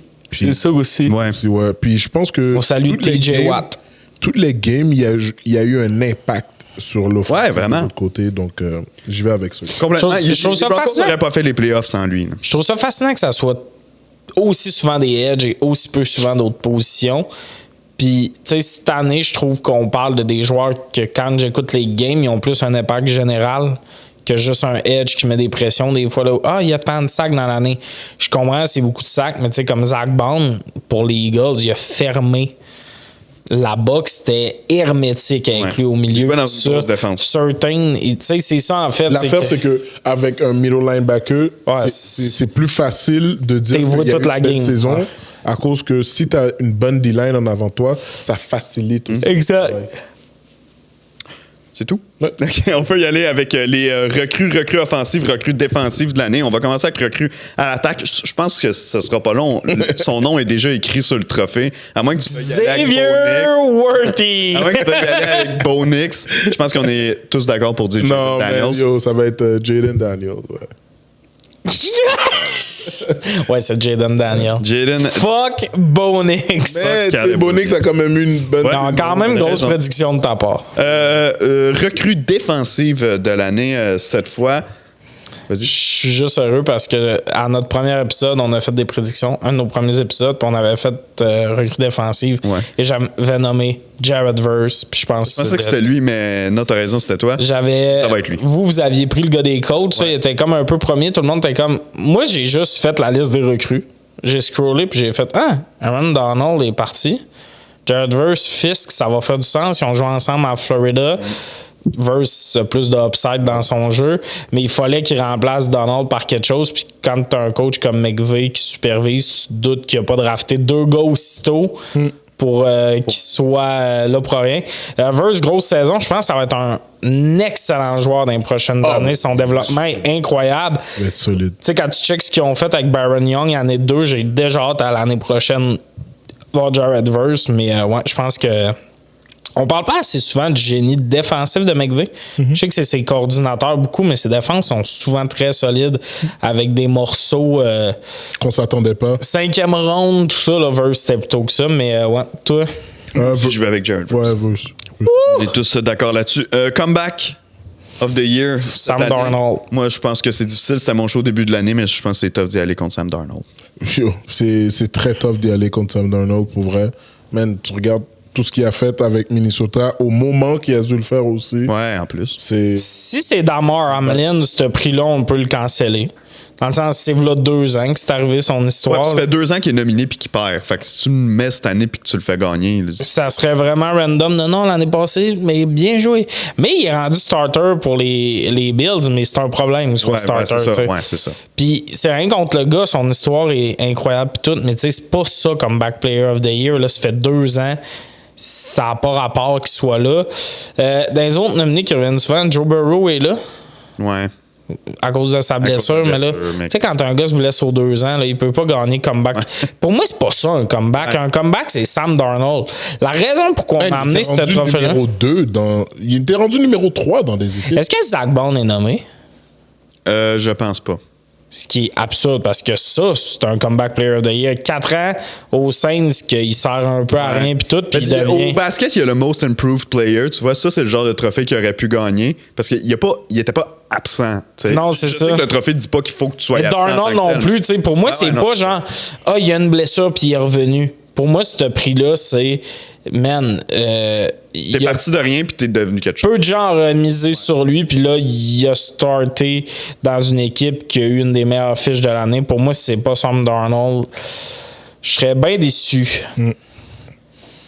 Et toi? On est on était tous d'accord sur Sam Darnold. Bon, ben parfait. Coach of the Year, l'entraîneur de l'année. Yo, moi... Andy Reid pour moi. Yo, définitivement Quinn. Dan Quinn. Dan Quinn. J'ai envie Sean Payton, Dan Quinn dans ces eaux-là. Je vais y aller avec Quinn aussi, personnellement, avec ce qui est arrivé avec Washington. Même comptant pas, même si on compte pas les playoffs, là, tout ce qui est arrivé en saison régulière, de prendre cette équipe-là qui était nulle part, puis personne n'avait d'attente, là, Dan Quinn. et que finalement, ben, ils font les Je éliminatoires. pense que c'est Dan Quinn qui va le gagner. Ouais. En fait, non, c'est quoi? C'est pas vrai. Aucun de ces deux-là, ils m'ont C'est le coach des C'est Kevin Vikings. O'Connell, mon choix. Avec les Vikings. Une autre équipe que personne ne voyait. Il a amené l'équipe à 14-3. Ouais, tu sais quoi? Je vais y aller avec Kevin O'Connell. Ah, c'est un bon choix aussi. Je pense que, honnêtement, que tu... Ben moi, je prends Andy Reid, mais Andy Reid, C'est tout je un le bon sais qu'il ne choix. gagnera pas. Mais il a été nommé, je pense, officiellement. Ouais. Ouais, il a- Déjà là, pour moi, c'est une petite victoire. Qu'un coach qui n'est pas arrivé... Non, Parce mais que il en met tout le temps un de même en nomination, puis il gagne pas. Là, tu sais. Non, je le sais qu'il ne gagnera pas, mais ce prix-là, pour moi, ça devrait être souvent le même gars qui le gagne. Tu sais, dans le sens, je trouve ça absurde que c'est tout le temps un gars qui vient d'être embauché. Ah ouais, t'es le meilleur, t'es le meilleur. C'est ça, c'est pas... MVP, c'est pas rare que des joueurs reviennent parce que. C'est ça. Fait que Coach of the Year, je suis comme, ben, man, il a la meilleure fiche, il a eu plein de blessés, il a fait face à de l'adversité. Pour moi, il coche toutes les cases, mais c'est pas lui qui va l'avoir. Ça va se jouer entre Dan Quinn, O'Connell. Mais c'est rare qu'on a autant de candidats parce que Sean Payton aussi est un bon candidat. Aussi. Et le DG de l'année, moi, cette fois-ci, j'irai avec Washington. Les décisions qui ont été prises, le recrutement qui a été fait du côté de Washington pour améliorer l'équipe, tu sais, les gars qui ont eu un impact, les Wagner, les Louvu, même un Eckler, soit comme retourneur, soit comme porteur, qui a eu un gros impact sur cette saison-là pour Washington. Je suis pas le plus grand fan de Marshall Lattimore, mais quand même, de l'amener, c'était un upgrade sur la défense qu'il y avait avant parce qu'il y avait une tertiaire vraiment minable. Ils ont repêché un Mike Sainristil qui est devenu un bon joueur dans la tertiaire. Ça a fait passer leur DB squad d'un DB squad horrible, probablement le pire de la ligue l'an dernier, à potable cette année. Il y a encore une marge pour s'améliorer la saison prochaine. Moi, je vais y aller avec Washington. Je pense qu'on a fait du bon travail. Puis d'aller le chercher, ça a été une bonne. Pour ma part, je vais y aller avec Howie Roseman. Pour moi, c'est une masterclass qu'il a fait cette année. Il a amélioré une équipe qu'on ne pensait pas qu'il pouvait encore s'améliorer. Saquon, Zach Bond, c'est deux gars qui ont ramassé. Les 2 salaires cumulés, c'est en bas de 9 millions. Ouais. Il y en a un qui est nommé pour joueur offensif de l'année, un Defensive Player of the Year, puis là-dessus, tu rajoutes une draft class. Pas de bon sens avec Cooper Jean et Quentin Mitchell. Et en plus, petite cerise sur le Sunday, il a ramené la position de corner blanc. Ouais. Comme si c'était un thing. C'était un thing. Il y en a 2 là, cette année. Il y a Riley Moss aussi avec les Broncos. Mais tu sais, c'est que DG de l'année, c'est même pas un prix qui est remis vraiment. Puis pour moi, je suis comme... Il y a vraiment des DG qui se démarquent. Du côté des Commanders, avec Jaden Daniels, c'est déjà un A. Ouais. C'est ton bulletin. L'embauche du bon coaching staff. Mais tu sais, du côté des Eagles, il est allé chercher 2 coordonnateurs aussi. Tu sais, je trouve en plus que du côté des Eagles, il y avait une petite pression pas claire qui venait de nulle part de l'année passée, man. Son équipe, c'est. Tu sais, 6 défaites de suite perdues en série. Là. Ah, Sirianni, il faut qu'il se fasse renvoyer. Lui, il a fait là, énervez-vous. Il a mis de nouveaux coordonnateurs. Il est allé chercher des morceaux. Puis cette équipe-là est redevenue. J'ai rarement vu une équipe solide devenir molle et redevenir solide. Puis pour moi, ça vient beaucoup d'en haut. Harry Roseman, il a calmé la situation. Harry Roseman, Adam Peters, toi? Yo, Giants, man. Le DG des Giants. Non, pour de vrai, man, ce gars-là, pour de vrai, il doit juste arrêter d'être DG. Mais bref, j'y vais avec Eagles aussi. Je trouve que leur DG,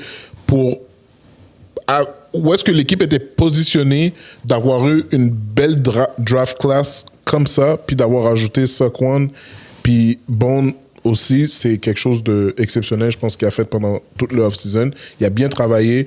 Puis, non seulement avoir des recrues, des bien draft, c'est exceptionnel, mais que ces recrues-là soient starter, c'est encore plus. Ouais, puis il y a des choix de draft des dernières années qui. Puis il construit bien l'équipe. Ouais, puis Jalen Carter a été nommé au Pro Bowl, les vraies nominations, là, pas 6 ans après. Puis Cam Jurgen qui remplace Kelsey et Fletcher Cox. Tu sais, dans le sens où on était. Ah, ils viennent de perdre 2 morceaux, qu'est-ce qu'ils vont faire? Avec le cash, ils étaient allés chercher Barkley puis Bond. Puis sans l'argent, il est juste là, on a des recrues pour patcher ces positions-là. Puis même il a été prendre un tackle qui avait aucune idée c'était quoi le football aussi, man. Medalla? Ouais, le 68. Jordan, ouais, mais ça fait longtemps. Mais par contre. Non, mais juste. C'est pas ça, c'est que je pensais que tu avais parlé d'une autre signature qui a marché. C'est un tackle qui est devenu garde. Mekhi Becton. Il est allé ramasser Mekhi Becton des Jets. Rien. Le gars s'est promené, ça a été long là, avant qu'il y ait une vraie offre. Les Eagles y ont fait. C'est le garde partant au Super Bowl. Mais tu peux dire ce que tu veux, c'est pas le meilleur garde de la ligue, mais tabarnak, patcher un aussi gros trou avec un gars, ses agents libres. Ouais, qui t'a coûté des putains. Mais qu'est-ce que je voulais dire par ça, c'est que il fait bien ses devoirs quand il doit drafter puis quand il doit signer des agents libres, en mode que comme, tu sais, il est comme, OK, qu'est-ce qu'ils ont besoin de ces joueurs-là, puis comment ça peut impacter l'équipe. Puis, tu sais, on regarde avec toute l'histoire de cette équipe-là, c'est le draft qui fait l'équipe.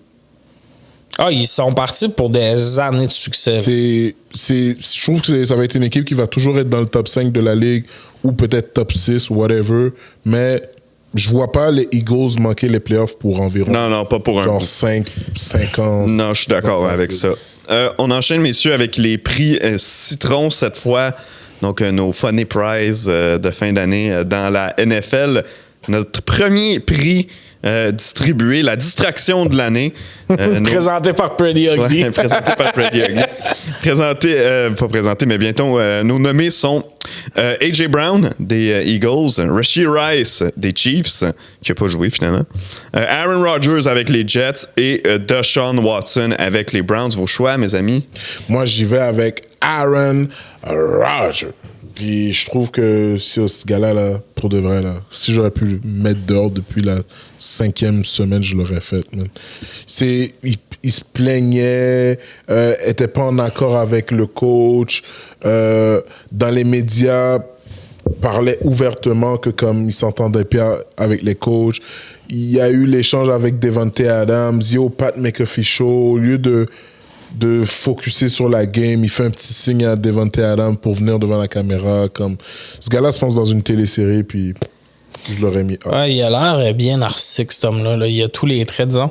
Pour moi, la distraction de l'année, Rodgers, c'est une bonne option parce qu'il se réinvente dans comment distraire son équipe. Ça a été un shit show. Mais pour moi, c'est un vétéran de la distraction, Rodgers. On le voyait là. Pour moi, il y a un jeune joueur qui a fait ses preuves cette année en tant que distraction de l'année, et c'est Rashee Rice.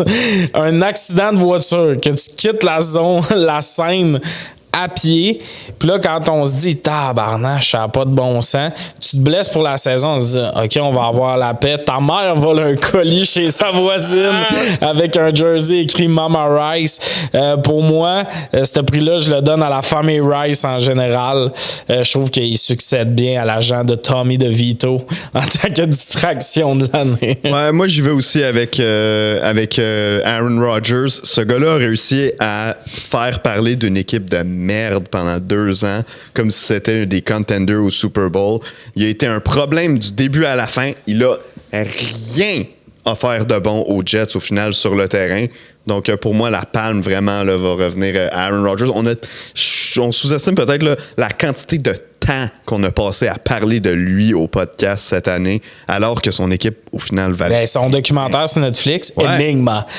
C'est le seul. Je suis d'accord, Rodgers est sûrement la distraction de l'année. Puis d'ailleurs, pas pour faire paniquer personne, mais il y aurait eu des talks avec Aaron Glenn et ça serait dans L'air. l'air qu'il pourrait revenir comme quarterback des Jets. Ouf, ça serait.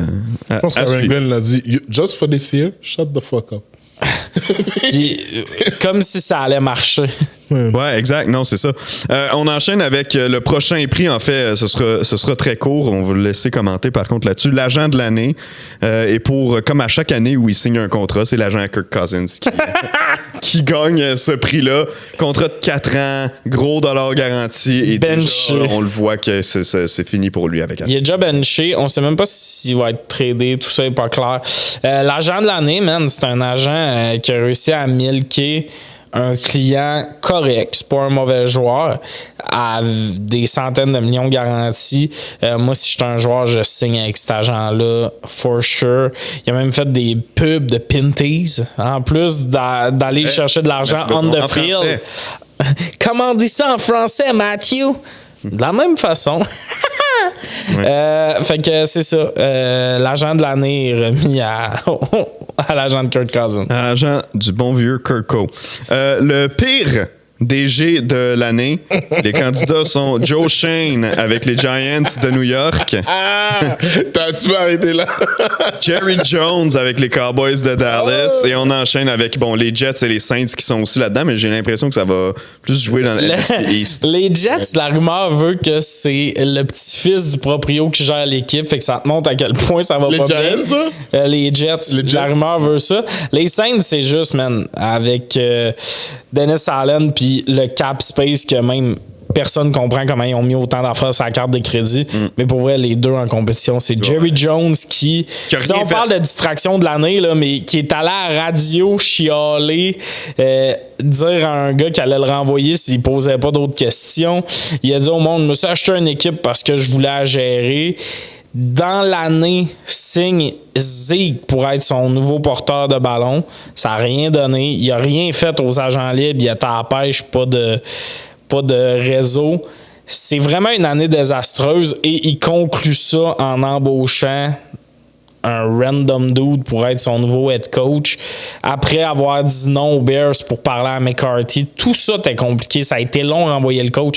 Une année misérable pour les fans des Cowboys, mais malheureusement, Non. je pense que du côté des Giants, c'est impardonnable d'avoir donné 160 millions à Daniel Jones pour ne pas donner 12 millions à Barkley. Et Xavier McKinney, qui a aussi laissé partir, qui a connu une saison de feu avec les Packers. Les deux joueurs qui ont laissé aller ont eu des grosses saisons pendant qu'eux autres ont juste croulé. Puis au moment où il fallait pas qu'ils gagnent, ils ont quand même trouvé la manière de gagner la game de trop et de ne pas avoir le premier pick. Ils ont le 3e là, présentement à cause de cette belle victoire-là.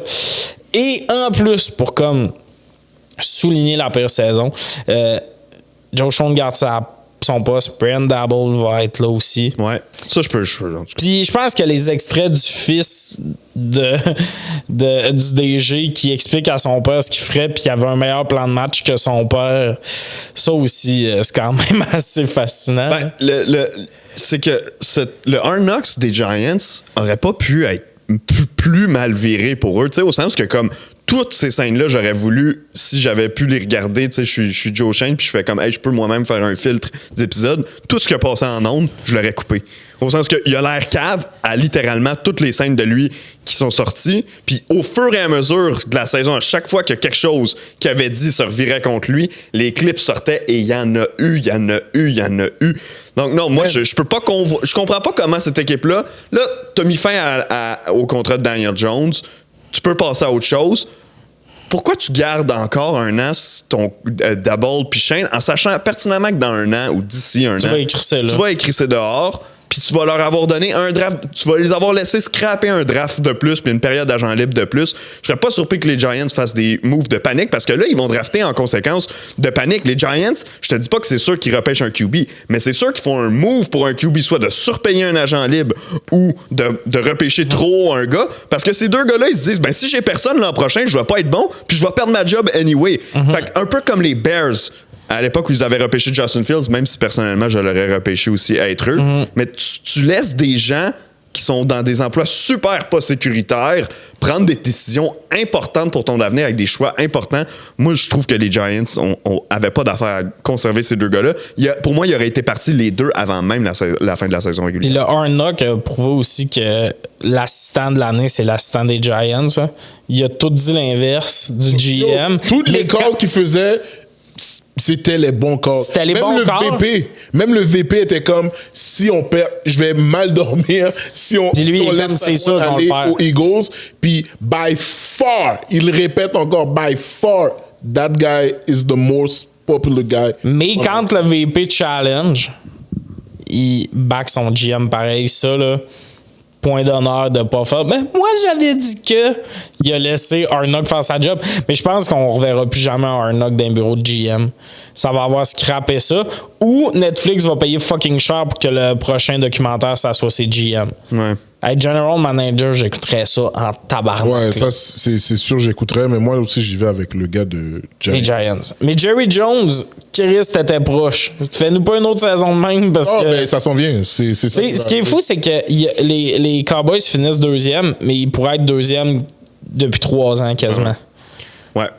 Le pire entraîneur de l'année, les choix, Matt Eberflus à Chicago, Jerome Mayo avec les Pats, Coach Callahan avec les Titans, Jeff Ulbrich, on peut le mettre en combinaison avec Robert Saleh qui se sont séparés la job chez les Jets, Brian Daboll avec les Giants et finalement Antonio Pierce du côté de Vegas. Je vais commencer, pour moi c'est Eberflus.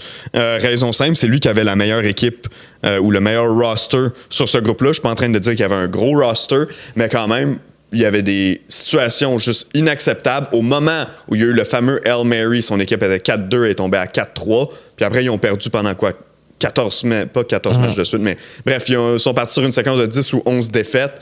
La situation avec le time-out, il aurait pu freiner la séquence de défaites, redonner un souffle à son équipe. Il n'a pas été capable de le faire. Pour moi, ça a vraiment été lamentable comme situation de coaching. Un coach qui savait qu'il était en danger depuis le début de la saison peut pas gérer comme ça son équipe. Non, je suis d'accord avec toi. Je vais prendre la même Eberflus aussi. Il n'a pas l'air d'être capable de motiver personne dans cette équipe-là. Puis la décision du time-out contre les Lions, je pense que c'est ça, obviously, qui lui a coûté sa job. il a pas l'air de savoir ce qu'il fait. Puis il a l'air perdu. Puis il a l'air d'être concentré sur l'unité défensive seulement, mais n'était pas au courant de qu'est-ce qui se passait en offensive. Fait et pour moi, ça ramène tout le temps le débat à les coachs défensifs, les head coachs qui ont un passé défensif, ça me fait tout le temps un peu parce que tes vraies grosses vedettes puis la vraie grosse affaire la plus tough à produire, c'est de l'attaque. Il y a plus de bonnes défensives qu'il y a d'attaques dominantes dans la ligue, mettons. Puis on l'a vu dans le Hard Knock des Bears, lui qui demande à Saban, hein, comment tu procèdes avec un jeune QB, toi, puis tout ça. Mais l'année d'avant, il y avait aussi un jeune QB, là. Fait que quand il y avait Justin Fields, c'est encore ça. Mais là, avec Caleb Williams, là, c'est plus le temps de niaiser. La gestion des temps d'arrêt, c'était terrible. Par contre, Jeff Ulbrich avec les Jets, moi, ce qui me fait rire, c'est que c'était donc de la faute à Salah. Puis quand Salah est parti, ils n'ont pas eu de victoire. Fait que, tu sais, c'était comme, OK, non, il y avait pire que Robert Salah, puis on l'a vu là. Brian Callahan, en début de saison, je pensais que c'est lui qui allait le gagner, par exemple, avec ses deux premières semaines où il a fait des citations clés, mais il s'est calmé depuis. Fait que moi aussi, je vais y aller avec Eberflus. Puis pour rajouter à Jerry Jones, il l'a engagé comme coordonnateur défensif. Ouais, c'est vrai. Après, je pense que ça va être un bon coordonnateur défensif. Mais ce gars-là ne peut pas lead une équipe. Le problème, c'est que j'aurais peut-être aimé que le head coach des Cowboys ait un peu plus de support que juste Eberflus qui ne sait pas comment être un head coach et tout ça. We'll see. La prochaine en est une facile. Le Memester 2024, l'an dernier, bon, les agents de Tommy DeVito. Tommy DeVito lui-même pouvait être récipiendaire, mais cette année, on a quelques bons candidats, mais un qui se démarque évidemment. Là. Aaron Rodgers, pour toutes sortes de raisons. Caleb Williams avec son fameux The Bear. Ou Will Levis avec son fameux « je me pointe à un match de football et je fais quelque chose de stupide à chaque fois ». C'est Spider-Man Levis, c'est sûr qui gagne. C'est sûr qu'il y a un petit côté autiste à quelque part. Mais non, On en avait déjà parlé. OK, je sais que ça se fait pas donner des... Tu l'as fait. Je suis pas médecin, mais il est autiste. Je suis pas médecin, là, mais il met pas de la mayonnaise dans son café pour rien. Non, pour vrai, c'est ça, c'est lui. Par contre, les deux autres solides candidats, là, Caleb Williams, son début d'année, puis toutes les citations, ils sont vite revenus d'en face. Mais il s'est calmé en fin d'année. Oui. Il a l'air à un moment donné, il a compris que c'était peut-être mieux de fermer sa G. Là. Ouais, puis c'est comme pour une recrue, c'est pardonnable. Rodgers, man, toutes les mimes de lui, puis ses gros yeux tout fuckés, ou tu sais, moi c'est lui qui pensif sur le banc. Là, à chaque fin de game, il y avait une shot de lui, puis moi qui essaie de calculer combien d'argent j'ai dépensé en Uber Eats, mettons, tout, ça me faisait rire. Mais Will Levis, c'est un autre niveau. Là. Ouais, c'était vraiment. On va jamais revoir ça. On va sûrement nommer le prix à son nom. Ouais, c'est ça. C'est Will Levis pour moi. Ouais, c'est bon, ça. L'an prochain, on appelle ça le trophée Will Levis, puis il va peut-être encore le gagner d'ailleurs. On conclut finalement, messieurs, avec la célébration de l'année. On a quelques choix. Bon, Cameron Bynum est là plusieurs fois, notamment sa célébration White Chicks, la danse White Chicks, la célébration en faisant Ray Gun, du breakdance australien, et finalement Tyreek Hill, qui, avec les menottes, rappelez-vous, au premier match, qui avait mimé de se faire passer les menottes comme il avait été arrêté tout juste avant. On peut ajouter The Hump de Jameson Williams si ça vous tente, mais dans tous les cas, je pense que c'est assez clair. On peut pas enlever celle-là à Tyreek. Là. C'était juste dans le contexte de l'événement, moi, c'est lui. Moi, je trouve que Bynum, il a ramené la célébration défensive à un autre niveau. Celle de White Chick, c'était incroyable. Ouais, non, c'était incroyable. Mais le gars s'est fait arrêter avant la game puis il s'est fait passer les menottes après un toucher. Je pense que si Tyreek avait eu la fin de saison qui... Non, mais là, on n'est pas sa saison et ses célébrations. Ouais, mais on donne un sens à une célébration dans le sens. Bynum, c'est devenu un phénomène de célébration cette année. Moi, White Chicks, j'ai trouvé ça incroyable avec le flip en plus. Ils l'ont fait au complet. Là. Ouais, il y a un petit côté nostalgique puis tout. Les menottes, c'était fresh. Mais il aurait fallu qu'il y ait une saison que, pour le reste de la saison, il a rien fait. Il a chialé puis tout. J'avais oublié que les Dolphins existaient. Si t'étais pas mon ami, je le saurais pas. Moi, je vais all-in avec Bynum et White Chicks. Moi, je vais avec Bynum et White Chicks pour le reste. What? Ouais, c'était une belle célébration. C'était beau, mais. C'était une belle célébration. Tyreek Hill, il s'est juste fait passer les menottes pour le reste de la saison. Fait que il était. Ouais. Jalen Waddle a oublié de reprendre les clés. Ouais, c'est ça, exact. Il était bon, juste lock pendant toute la saison. Il foutait rien. Puis je m'en souviens, quand ils sont allés le chercher, là, il parlait de comme, yo, tu vas être le premier receveur à faire 2000 yards. Ouais, tu vas être yo, man, comme. Ce gars-là a tellement de talent, mais il fait sweet. Hey, je tiens à rappeler que l'année passée, là. Il est passé proche. Vous vous rappelez du scandale du top 100? C'était lui le meilleur joueur du top 100. C'était lui le meilleur. C'est vrai. Pat Mahomes, c'était même pas dans le top 3. Je pense que Pat Mahomes, c'était 4. T'as raison. C'était lui le meilleur, man. Lui, numéro 1, là, puis il est comme, I'm the number one. Il a rien fait de l'année. Non, c'était. Mais la célébration était fresh, though. C'était tu sais, avec la situation puis tout. Mais calisse, c'est célébration défensive. Puis je tiens à souligner que cette année, on a eu 3 touchés échappés avant la ligne de but parce que les gars étaient trop intéressés à aller célébrer. Celebrate, but do it safely. Safely. Ouais, c'est ça, exact. Amusez-vous, mais surtout, ayez du plaisir, mais faites-le dans la sécurité. Exact. Pensez sauveteur du monde, pensez sécurité, tout le monde. Ça conclut notre épisode, les boys. Je vous souhaite un bon Super Bowl. Merci. Yes. Je souhaite à tout le monde également. Merci de nous avoir suivis pour le off-season. Voici comment ça fonctionne. On va revenir évidemment la semaine prochaine pour parler de la rencontre, pour revenir sur ce qui s'est passé dans le match et ce qui s'est passé assurément autour du match aussi, les célébrations qui vont suivre et tout. Donc, on va revenir avec un épisode la semaine prochaine. On va prendre quelques semaines de pause par la suite. On va revenir avant l'ouverture des marchés, l'ouverture du marché des joueurs autonomes en mars. On va revenir après l'ouverture des... On revient avant? Je pense qu'on fait 2 semaines. On fait juste, excuse-moi. Je pense que You, on fait une semaine, on laisse une autre semaine, puis on en refait un épisode. On revient seulement après, t'as raison. C'est avant et après le repêchage qu'on va faire des épisodes avant et après. Puis on vous invite à nous suivre, à rester sur les médias sociaux, TikTok et compagnie, parce qu'on va continuer à alimenter là, avec des capsules quelconques, des vidéos quelconques qu'on va sortir au fur et à mesure de la saison morte. Donc, merci de nous avoir suivis toute la saison. On a eu un bon engagement avec vous. On a vu les chiffres monter au fur et à mesure de la saison. Donc, si ça peut continuer comme ça, tant mieux. Fait qu'on se retrouve la semaine prochaine, puis on continue de se parler aussi pendant la saison morte. Salut tout le monde!